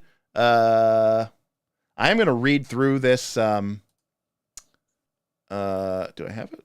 That's the Kineticist playtest. I am going to read through this playtest, and I'm definitely going to. It's on my desktop. I'm going to take a look at this. This Unearthed Arcana, and I'm definitely going to give this a look and see where we stand with this, because I don't want to just give it a knee-jerk reaction. It's 21 pages, and I did a live stream, and then we went straight to this live stream, so I haven't had an opportunity to check through it. But I definitely want to keep a pace for it, because one of the things I wanted to say to you is, Boyko says the title makes it seem that way. Yeah, well, Boyko, I created this live stream title last night. before they even announced that they were doing this. So the fact that they've released this is kind of crazy. Boyko, if you look on our channel, though, I did a live stream earlier this afternoon.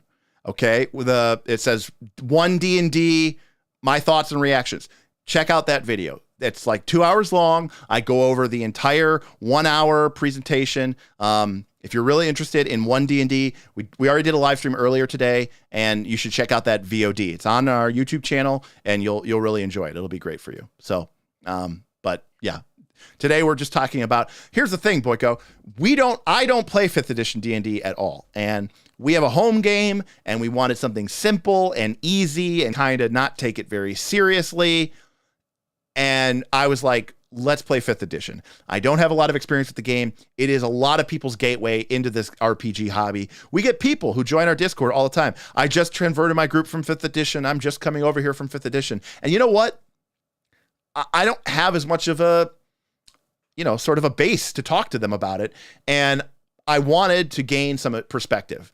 A lot of people, trust me, all over the next 2 years, you are going to be hearing about this One D&D thing a ton. Not from us, but from everybody. I mean, I'm sure we'll talk about it too, but everyone is going to be talking about this. The Pathfinder 2 people are going to be talking about it, but the D&D crowd is going to be talking about it even more. And it's only going to get worse once the movie comes out. So, part of what we want to do here, I always say this on our channel. We are an RPG channel, and we want to celebrate all role-playing games and find the value in every role-playing game. And I'll be honest with you, after 2.5 years of playing Pathfinder 2, going into a game where I don't have to worry like what my attack bonus is, because all I have to do is kind of get advantage and then I'll just hit, is kind of nice, right? To not have to worry about the fact that I could play a game that can literally have randomly generated ability scores and it won't break the game. Is having a higher ability score better than having a low ability score? Yes. But is it going to destroy the game? No. And I kind of like that. Queso Stack says, in the 1 hour you had between the stream, you should have recorded yourself reading the playtest rules and then times 2'd it during the speed. That'd be a hell of a thing, Queso Stack. Yeah. I mean, to be clear, I saw what you said there, Smith. He said, Boyko said 5e is a combat game. It just sucks at that. I think that's how a lot of people play D&D. Yeah, no, it's understandable why. And we've talked about this at length, but as I said in the chat, the rules used to just cover combat and other things like spells, because everything else was on the GM. Yeah. And that's why that existed. So if you looked at an older version of D&D without context, you would go, I guess the thing you do in this game is fight. Right. Because if you look at the rules, the only thing they really had rules for were combat and turning undead and, all this other stuff, because the other stuff was all sort of just back and forth between the DM. Yeah, sure, that works. Make a strength check. I don't know. It was all just sort of this wonky rulings. Right. And that was the way the game was played. And then everything got skillified and gamified. And that definitely went out and then they got rid of treasure for XP, and then it just became about killing monsters and yada, yada, yada.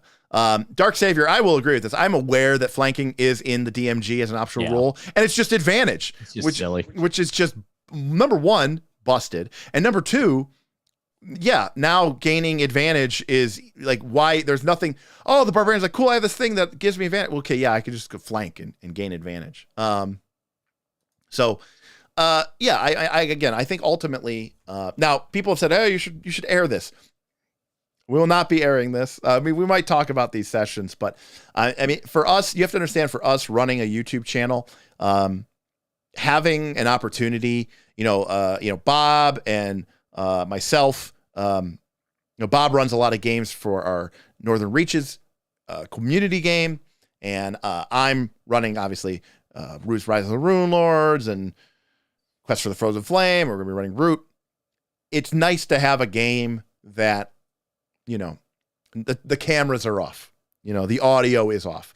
And we can let our true feelings come out. Well, no, it's not like that. It's just I don't have to be thinking about because you definitely hide your opinion so much. Right, yeah, because I'm so closeted with my opinion. Once the camera's off, I'm like, oh God, I hate this game. Oh. I could never say it on my channel. These spells are terrible. Oh, I don't know how to tell these people that 25% of these spells are uncastable.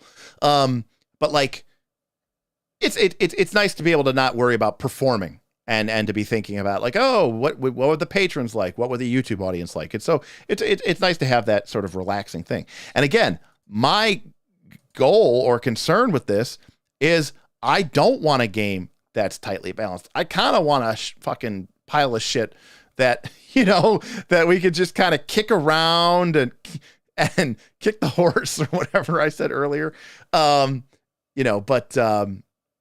just, go from there and just have fun with it and drink some beers and have some pizza. And now, am I kind of inadvertently shitting on 5th edition by saying this?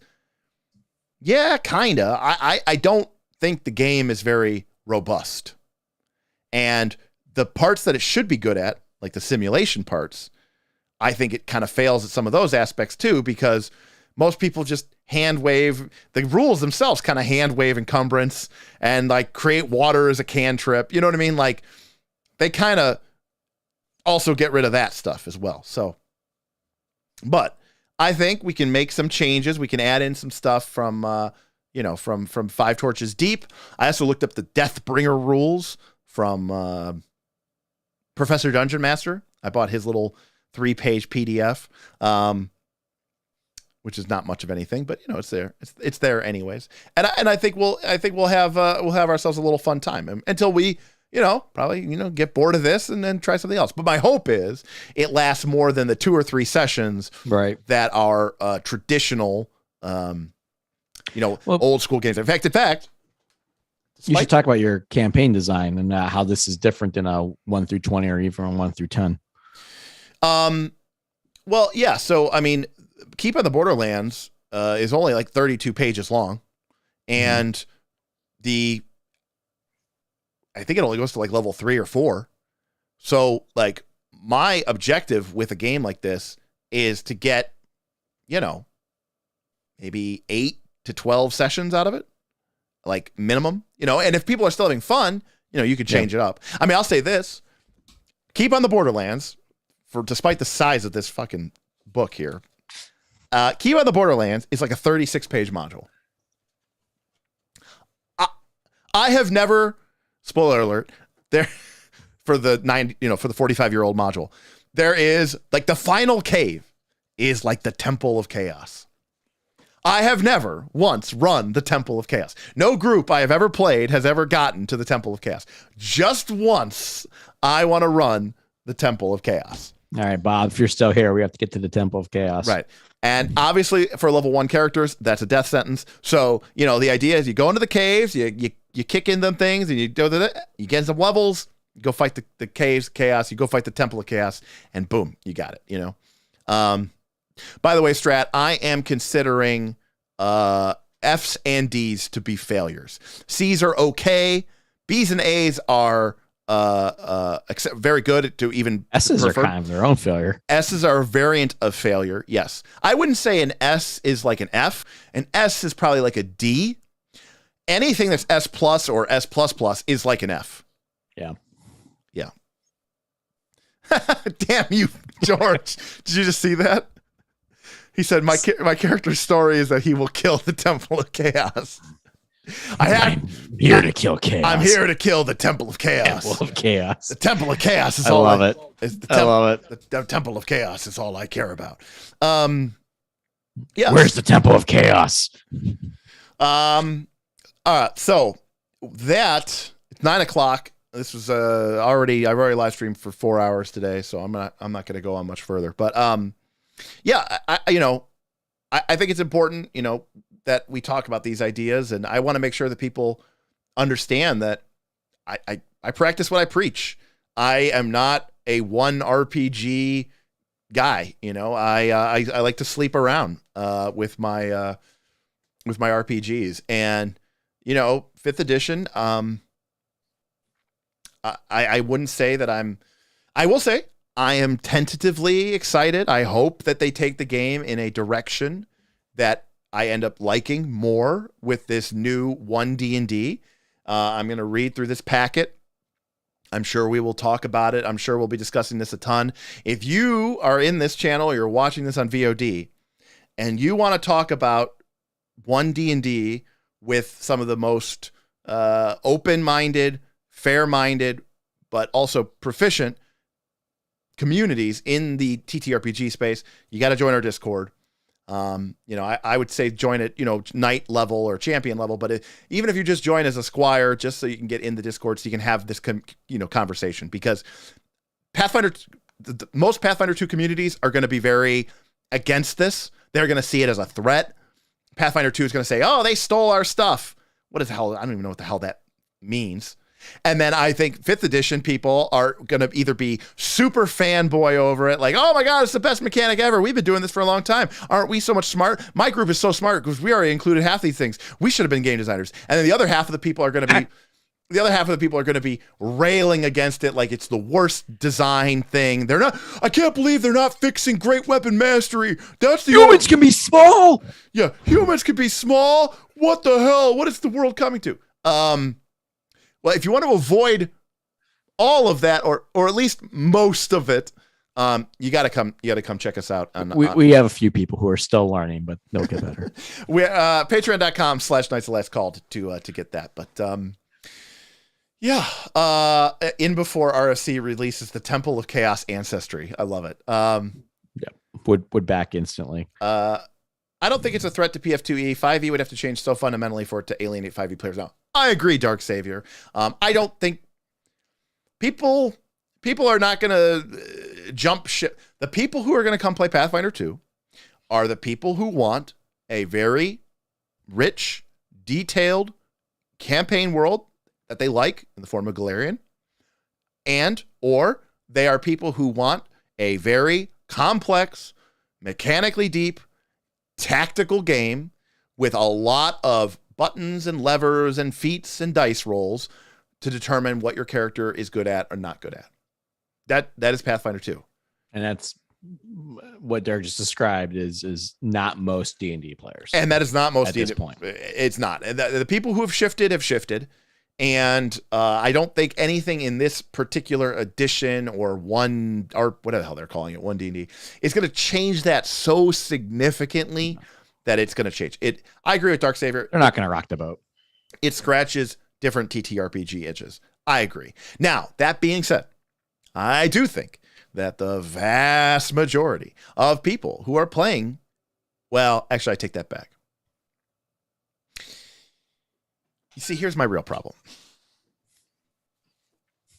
I always say the vast majority of people who are out there playing 5th edition with their, character stories and their arcs and the GM's plots, and they're going through them.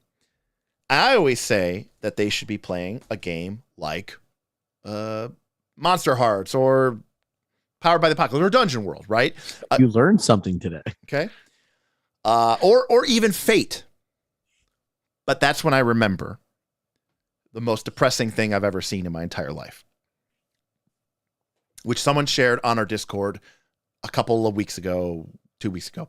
It was a link to a poll that was done on Reddit. And I think it was an r/RPG. It might have been an r/D&D, r/D&D next. I think it was one of the D&Ds. And it basically was a poll. And it said, do you fudge as a GM, as a DM? Do you fudge and do you tell your players about it? And like 5 or 10% people said, I never fudge. And then 5 or 10% of people said, I sometimes fudge, but I keep it under wrap. Like 5% of people said, I fudge and I let my players know that that is something I'm doing. I might not tell them that I'm fudging exactly at this moment, but they know going into the game that I will fudge. And then like 55% or like something close to 60% of the people who responded to this poll were like, I fudge and I would never tell my players that I fudge. And it made me realize that the average RPG player nowadays does not want they want to play the best game of Magic the Gathering, but they want to have someone stack the deck before they play it, but they don't want to know that they stacked the deck. Right? They want to be deceived. They want the illusion, right? They want the emulation of being a successful character, but they don't want the emulation to be hard-coded into the game, because then they would know that they are being manipulated and that it's not real. Now, we know it's not real. Their GMs have just told us on Reddit that they fudge all the time in order to give them an outcome. But they also say that they don't want their players to know, and players don't want to know. It's this form of willful ignorance. It's this form. Strategy says MTGA Shuffler stacks the deck only in best of one. But yes, but it's also that is well known. They want the illusion. They want to believe that they are playing to win, for keeps, but they're really not. And they have so much fun. Remember, what gets rewarded gets repeated. When the DM sits down and he plays or she plays with her group, and they, at the end of the session, they have been fudging like a motherfucker. And their players are like, dude, that was awesome. That was the best game I've ever had. Oh my God, I thought we were totally going to die. I can't believe, I thought for sure that they were going to kill you. I know, that was so great. And then I rolled that nat 20, which might be legitimate, but they should never have gotten the chance because they should have been dead. And it was awesome. The GM is here. All the GM is hearing is, what I just did there generated that. That's good. That's the kind of effect that I want to have. It's a reinforcement behavior. And maybe to the worst point, from what people are saying in chat, the GM goes, well, yeah, but if I had just used what was in the book and just rolled the dice and used the rules that they writ for me, then people would have just died, and that would have been lame. Boyko, you say, or maybe failing dying just arbitrarily for no good reason doesn't feel, I'm assuming you said feeling good. Well, yeah, but you're in a dangerous situation being an adventurer. No, it's not arbitrary. Your situation went bad. Right. Yeah, like I would argue that succeeding, having no risk of failure, doesn't feel good. But if you think you do, right, and that's how they have their cake and eat it too. But at what cost? And this is a philosophical concept, right? Like, if you cheat and lie to your players for 20 years, 20 levels, and every die roll you ever made was a fake, but your players had a great time,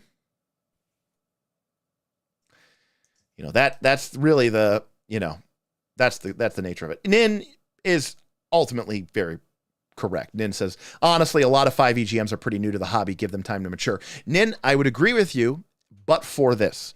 One, YouTube is populated with actual plays, which give people a very, very hyper-inflated sense of what a D&D game should look like. A D&D, even we play our games very differently. We're not playing for the actor, thespian lens. We try to make our game about the game. But I would also argue that what we are doing in our game is designed towards entertainment. And it's certainly the case when you have a $9 million or $5 million, venture. You have ulterior motives. But also, there's like a glut of all these new people. These are new people surrounded by new people, hearing new people in echo chambers on Twitter and Facebook and Reddit. Where does the exposure come from? Where do they understand that, because not a lot of people are going to watch this and go, wow, maybe he's right. Like they're going to think, wow, this man is very angry. I don't know why. So yeah, I don't know. I don't know that it is I don't know if it's a problem that can be self-corrected. So also, that's part of the intrinsic problem with D&D, right? Like things go bad in a Powered by the Apocalypse game and you roll a bunch of 6 minuses because the dice went south and the GM suddenly, has racked up all these consequences and suddenly the Imperial forces have taken the rebel planet and, oh my gosh, your favorite communications officer has been killed and, oh no, you have to abandon the planet. Luke gets mauled by a wampa, like everything's going to shit. You have to go to the Dagobah system. But like if you fail in D&D, you're just dead, So that is a problem, because then people look at that as the failure, as the consequence, and they go, oh, this is too steep. So anyways, Smith, any thoughts? Any final thoughts? Well, in terms of this campaign, we got through a third of this document, so good stream. A third of which document? FTD. Well, we didn't need to go through FTD. I thought the only things that we really needed to go through were did we cover all of your I wanted to cover 3 things. Classes. Okay, good. I wanted to cover SUP. Okay. And I wanted to cover spellcasting. And your takeaway was the classes are a little too basic. I want a little bit more crunch. Yep. SUP, you love the idea. It's a cool mechanic. You even like that you could be attacking it, but your old school simulationist hearts wants to actually have to fucking write down rope. Yep. And then for spells, I assumed you were against them. You said this is actually a really cool system. I actually kind of like this, but I like Vancy. My old school nostalgia heart really likes Vancy. And you could probably use the monsters, just flavor them like beholders and carrion crawlers. I won't complain too much. What's that? I said you could probably use the monsters from this. Just flavor them like beholders and carrion crawlers. Well, yeah, obviously, of course. Yeah. I mean, I would say I like the XP table. It's a lot more brutal than the 5e one. So levels 1 through 3 are going to suck a lot, but you kind of need that if you're doing treasure, which you should totally do treasure as XP. So yeah, totally want to do work out. Yeah, totally want to do treasure for XP for sure. And then let's see, the standard stuff. Oh, that was the other thing that we talked about was, actually that's a great question we can answer right before we finish this up. It'll be up on YouTube in a second. Retainers. Oh, I have to have retainers. We just got to make, I haven't read these or in a long time, but as long as they're not cumbersome, right? Like, are they simple enough for the players to run at the table? Because if you're going to have 7 PCs and it's not basic and it's not 3rd edition either, but 5th is kind of in that middle where they're complicated enough where a certain amount characters get annoying to run. Right. Agreed. Now, granted, so I have to check the retainer rules, but they're simple enough where we're talking like, they're like 1 stat lines or something like that. And well, yeah, I think they function like the monsters. Okay. That could work. Yeah, I think they do. I also think there's a thing that PCs can give orders to a retainer. Giving orders counts as a quick action which is basically like your bonus action. Yeah. If it's less than a few words, or a movement action if it's more. Retainers behave as the GM sees fit if they are given no orders by their PC commander. Okay, cool. A PC commander can spend an active action, that's like your standard action, on their turn to roll a command check, usually DC 11. Rather than attack or similar, the commander focuses on and maximizes the impact of the retainers. Success means that the ordered retainers gain advantage on their next roll or are able to execute a special maneuver as a unit. That fits our style with retainers, because we always like we fall in love with our retainers, which is the worst thing to do because they're there to die. They're the red shirts of D&D.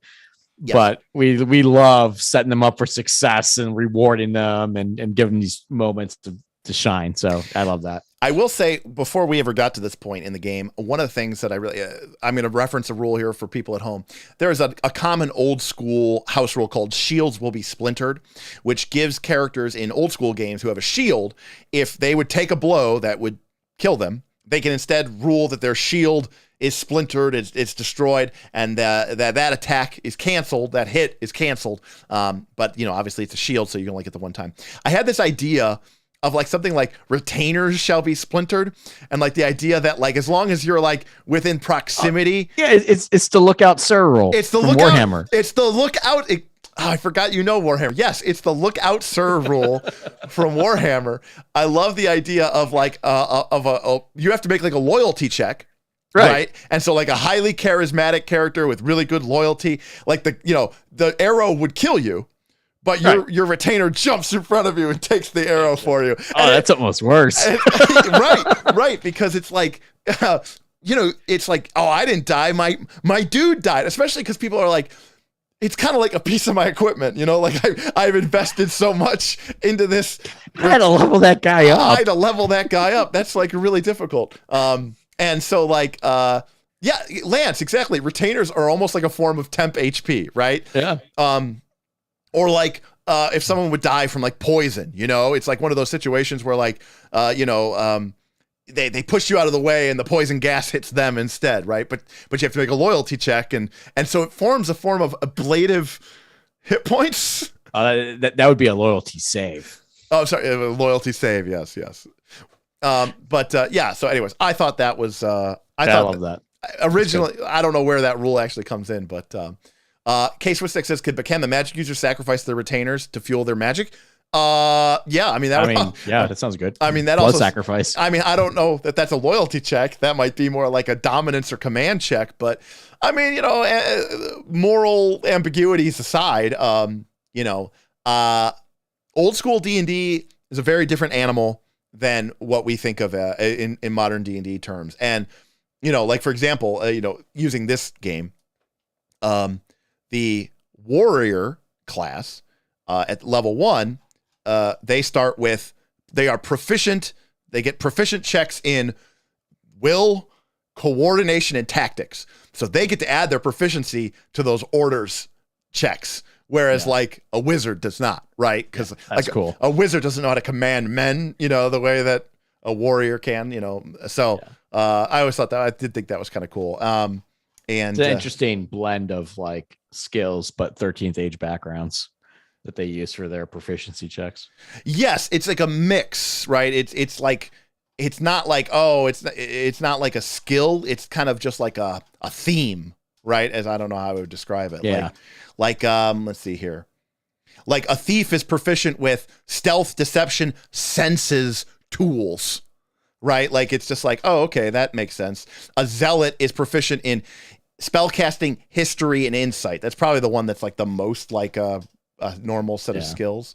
A mage is proficient in spellcasting, finesse, and negotiation. Interesting. Yes. There's a face. Oh, because they get the sorcerer. Yeah. Right. They kind of have to be everything in one. And then when you do choose your archetype, that adds additional things that you are proficient with. So like, for example, if you become a sorcerer, you gain your proficiency bonus to charm, chaos magic, and willpower. So yeah, you get like the charm aspect. Whereas if you go wizard, you get diplomacy and insight. So I guess wizards are like the learned scholar people. Maybe they're going for like the Gandalf wizard here. Yeah, maybe it could be. It's an interesting take. Yeah. But anyways, I digress. So that is what we're going to be doing tomorrow. We're going to be trying our hand at some 5th edition, heavily modified, but you know, at the end of the day, it's going to be a lot more simpler than the Pathfinder 2 games that we're used to running, for sure. You know, we just finished a 20th level campaign in Aaron's game. Rise of the Rune Lords was, you know, 11 or 12 when the guys got killed. Obviously, Quest for the Frozen Plains has restarted. Spoiler alert. Oh, spoiler alert. When things happen. And then, you know, Quest for the Frozen Flame obviously started off at 2, but between all the stuff on the high level stuff that's been going on in Northern Reaches, it feels like I'm in a million Pathfinder 2 campaigns. I'm sure you feel the same, Aaron. Yeah. Good of something slightly different. Yeah. I just want something simple and easy. And you know what? Maybe I'll be back. Maybe I'll be back in a month and I'll be like, guys, remember how I said this game sucks? Remember how I said every RPG has a strength, everything deserves a chance? I was wrong. Turns out this game is completely horrible, and even in a game where there's no balance and the rules don't matter and we're making it up, somehow it has failed to even deliver that. Or, well, I would say eat my hat, but I never really said I like thought 5th edition was like completely horrible. But if we have a great time and we have a lot of fun, well, then I'm going to come back and we're going to talk about that as well. So that's the plan. But you know what? I'm going to be surrounded by my favorite people in the world, playing my favorite hobby that I've ever experienced. And you know, I thought you were coming over to play tomorrow. Where are you going? Play Magic up at the shop. You did that one camping. I did. You know, at the end of the day, you know, to quote everybody else on the internet, you know, we're going to be having fun. And that's all that matters, because that's the only thing that this game is really for. So I'm going to try to remember to get pretzels. I'm not going to buy the beer because I don't know anything about beer. so someone else can get the beer. Right. You But drink like everything but beer. Is that correct? pretty much, honestly. Yeah, that's true. Yeah. Or the spirit of the Pathfinder 2E community infest Derek, and he's just like, this game. No. But trust me, because remember, and I've said this a million times, and I know people never believe me, even when I tell them. To me, 5th edition and Pathfinder 2 are like kissing cousins. They are like the damn same game. When I'm playing a game called, with anthropomorphic animal people or a game called Thirsty Sword Lesbians, do you think I'm going to really quibble about the game that has 6 ability scores, strength, dex, int, con, int, with charisma, and the game that has 6 ability scores, and the game that has AC, and the game that has AC, and the game that has a fighter, and the game that has a fighter, and the game that has a cleric, and the game that has a cleric, and the game that has spell slots, and the game that has spell slots, and the game that has skills, and the game that has skills? No, I'm not. I love going. Well, I don't love it, but it cracks me up when I go to the different Reddits out there, right? And you see the D&D one, you see the Pathfinder 2 one, and it's the same kind of nerd with the same kind of insults about the other community. And it's just hilarious because it's like you guys are all saying the same thing. Right. Exactly. And so, I am fortunate. I am fortunate enough to have been exposed to a wide enough variety of role-playing games that for me, any sort of contention or battle between Pathfinder 2 or 5e, it seems a bit silly to me. Like if someone wanted to argue that D&D or Pathfinder 2 was a very different beast, pun intended, than Root, I would agree with you. There are things that this game can do, and there are things that this game cannot do that a game like Pathfinder 2 can. And you are going to get a very different kind of experience. This game is not going to work for every person. Whereas if I were to be holding up Pathfinder 2 and 5e, I would say, I get that people have their preference, but at the end of the day, if someone says like, these games are so totally different, like I would never play this one, then I'm kind of like, maybe you need a wider perspective. I'm not saying you're wrong. From your point of view, I'm sure that is correct. And you may have your biases and they might be totally valid. But Boyko said 4E, 5E, and PF2 are just different branches stemming off from 3rd edition. I kind of agree with that. I would say 4th edition probably sticks out the most. And to be clear, they were punished for that. And then 5E, so like it's like here's 3rd edition, and then 4E went over here, right? And then 5E went over here because of how bad 5E. And so Pathfinder 2 kind of is like here, it's like it's kind of in the middle between the two, But yeah, D20, I agree, Damien. D20 is D20, and at the same time, you were playing 5e as a change of pace from Pathfinder 2. Oh, 100%, Strat. I do agree. They are not the same game. 100%. They are definitely different games. And I wouldn't try to. Well, also we love D20 clearly. Yeah. Also, I mean, same way. These are very different games. Okay, Monster Hearts and Root are going to give you a very, very different experience at the table, even though they both use 2d6. I'm not saying that you can't get different experiences out of them. I'm just saying, I would never say, oh my God, these games are nothing alike. Okay, that's right. That's going a bit harsh. Speaking of Monster Hearts, though, everyone should know that this isn't like a 5e versus PF2 sort of thing. The ultimate goal of this channel is just to play Monster Hearts nonstop. I mean, Northern Reaches Season 2 is in high school, and we're using the Monster Hearts game engine. So you heard it here first. This is the announcement and the release. But high school, Monster Hearts Season 2. Listen, I'm just gonna say, if you have an open mind and an open heart, this game can be transformative. Okay, even a monster can find love. Even a monster. There's also a 2nd edition, which is a little cleaned up, even though I don't like it as much. But they changed some things. But anyways, I think what was the second? Oh wait, I was almost walked in a trap. What's a 2nd edition of a game that we like? Okay, well there's PF2, but because I was thinking more of no, that was 3rd edition. I'm an idiot. Never mind. We didn't like Mutants Masterminds third edition as much. We did not like that was third edition. We did not like That was third edition. Yeah, we did not like Mutants and Masterminds third edition as much as we like Mutants and Masterminds second edition. Yes. Yeah. Okay. So never mind. I'm just being dumb. I don't really know what else. I think that's the only comparison I had. Yeah, that's probably about the only one I have as well. I don't know. I have to bust out Torchbearer second edition. It's still in the box. That's true. Yeah. All right. That is going to wrap it up from us. Thanks so much for everybody who participated, tipped, chatted. Leave some comments. Let us know how you feel about us playing 5th edition. You know, either give us your support or, give us your doom and gloom. Let us know how you're feeling. Again, we have another video about One D&D. We're going to be talking about it, but let me know your thoughts. I mean, obviously, we don't have a very strong D&D audience on this channel. We are, predominantly been Pathfinder 2 focused, but we also talk a fair amount about Powered by the Apocalypse and Blades in the Dark. But we're gonna play some 5th edition on our Fridays, and it's not something that we're gonna be advertising on the channel. Quite frankly, there's enough YouTube channels that talk about 5th edition. We don't need to be, everything for it. At the same time, Knights of Last Call is a business. And if we are thinking about 5th edition and we are playing 5th edition and we are making cool stuff and having cool ideas for, say, our Pathfinder 2 game, and we think that there is value in sharing that with the 5e audience, I think that we would want to do that. Granted, we're not even in the discussion of anything like a Kickstarter. We're not even having those talks.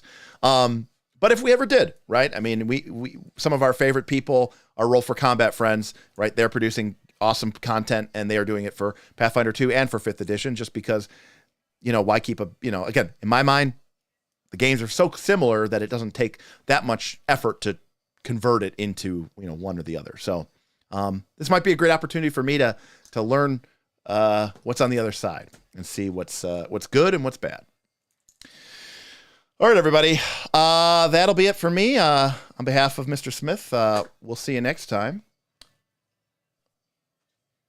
No, not next week. The 30th, we are going to be back for Quest for the Frozen Flame. So I was going to say this Tuesday, but it's what's Tuesday? Tuesday could have been Root, but it won't be. But it won't be Root. Because it's not done yet, so it's fine. All right. Anyways, but the 30th, yes. But the 30th will be we'll be back to Quest for the Frozen Flame, session 6 or 7. You should have to check. Are we that high already? Yeah. Wow. I mean, you guys are almost through. Oh yeah, we're about to be 3, huh? You guys are almost level 3, so yeah. You think we'll get to the cave, or we keep getting distracted by hexes? The hex crawling is eating up a lot of time on the stream. I'm not going to lie. We'll see. We'll see how hex. I mean, listen, you're going to play hex crawl. That's what you're going to do. And that's the thing. I'm embracing the hex crawl. They wanted to do hexploration in this campaign. I'm doing it. And by the way, this is the hexploration. I know we're about to close off here. This is the almost got off. This is the hexploration in the map that is known. So imagine what will happen when you get to the hexploration of the unknown map. It'll be nonsense. Shout out to this guy. He has to do the art for that for each session, and so he has to go. Where do I think the players are going to go this session to do it? That is true, and that's why it might be labeled something, and we don't even get there because Bob and I get into a tangent about rivers and mountains or something. I've actually thought about just saying, session 6, and then the thumbnail saying Quest for the Frozen Flame. Right. Then after the session, go back, remake the thumbnail. What did they do? What did they actually do? It'll say session 6, wander in the woods. I don't know, and then put it repost. Argue about river lore. Yeah, argue about river lore. Make fun of Bob for knowing about mountains but not rivers as we cross yet another river. And put that and update the thumbnail. But KC, yes, Root. It was supposed to be late August, but it'll be early September. So we'll get there. Yes, sit down, argue amongst themselves. I love it, Booth B. Yes. So yeah, session 6 is coming up. The group. If you guys have a good session, I think you guys could level to 3. Yeah, I think we're very close. I think you are very close. You had a couple random encounters plus a couple of preset encounters. I think I gave you guys an XP bonus for the Ford trap and stuff like that. Yeah. So we're in a good position too, because they're going to be slowed down and we're going to be able to. Yeah, I said it's already takes double, and I said that they're going to automatically fail. So I think it's going to take them like 3 days virtually to cross that hex that has the river. So that really gives you guys a lot of time to sort of pace yourself. It's So. like time to throw in distractions. Oh, there's a there's a festival. There's also,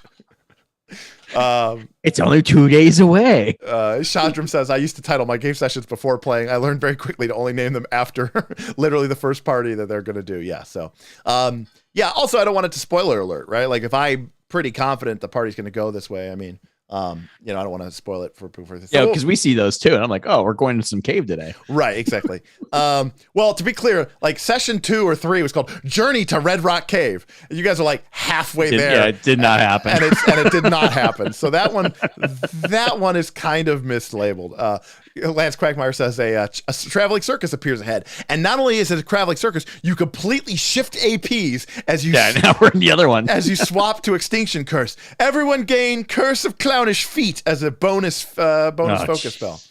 The other thing, Nin says session 6, the party all die. Listen, I don't fudge. All my dice rolls are out in the open.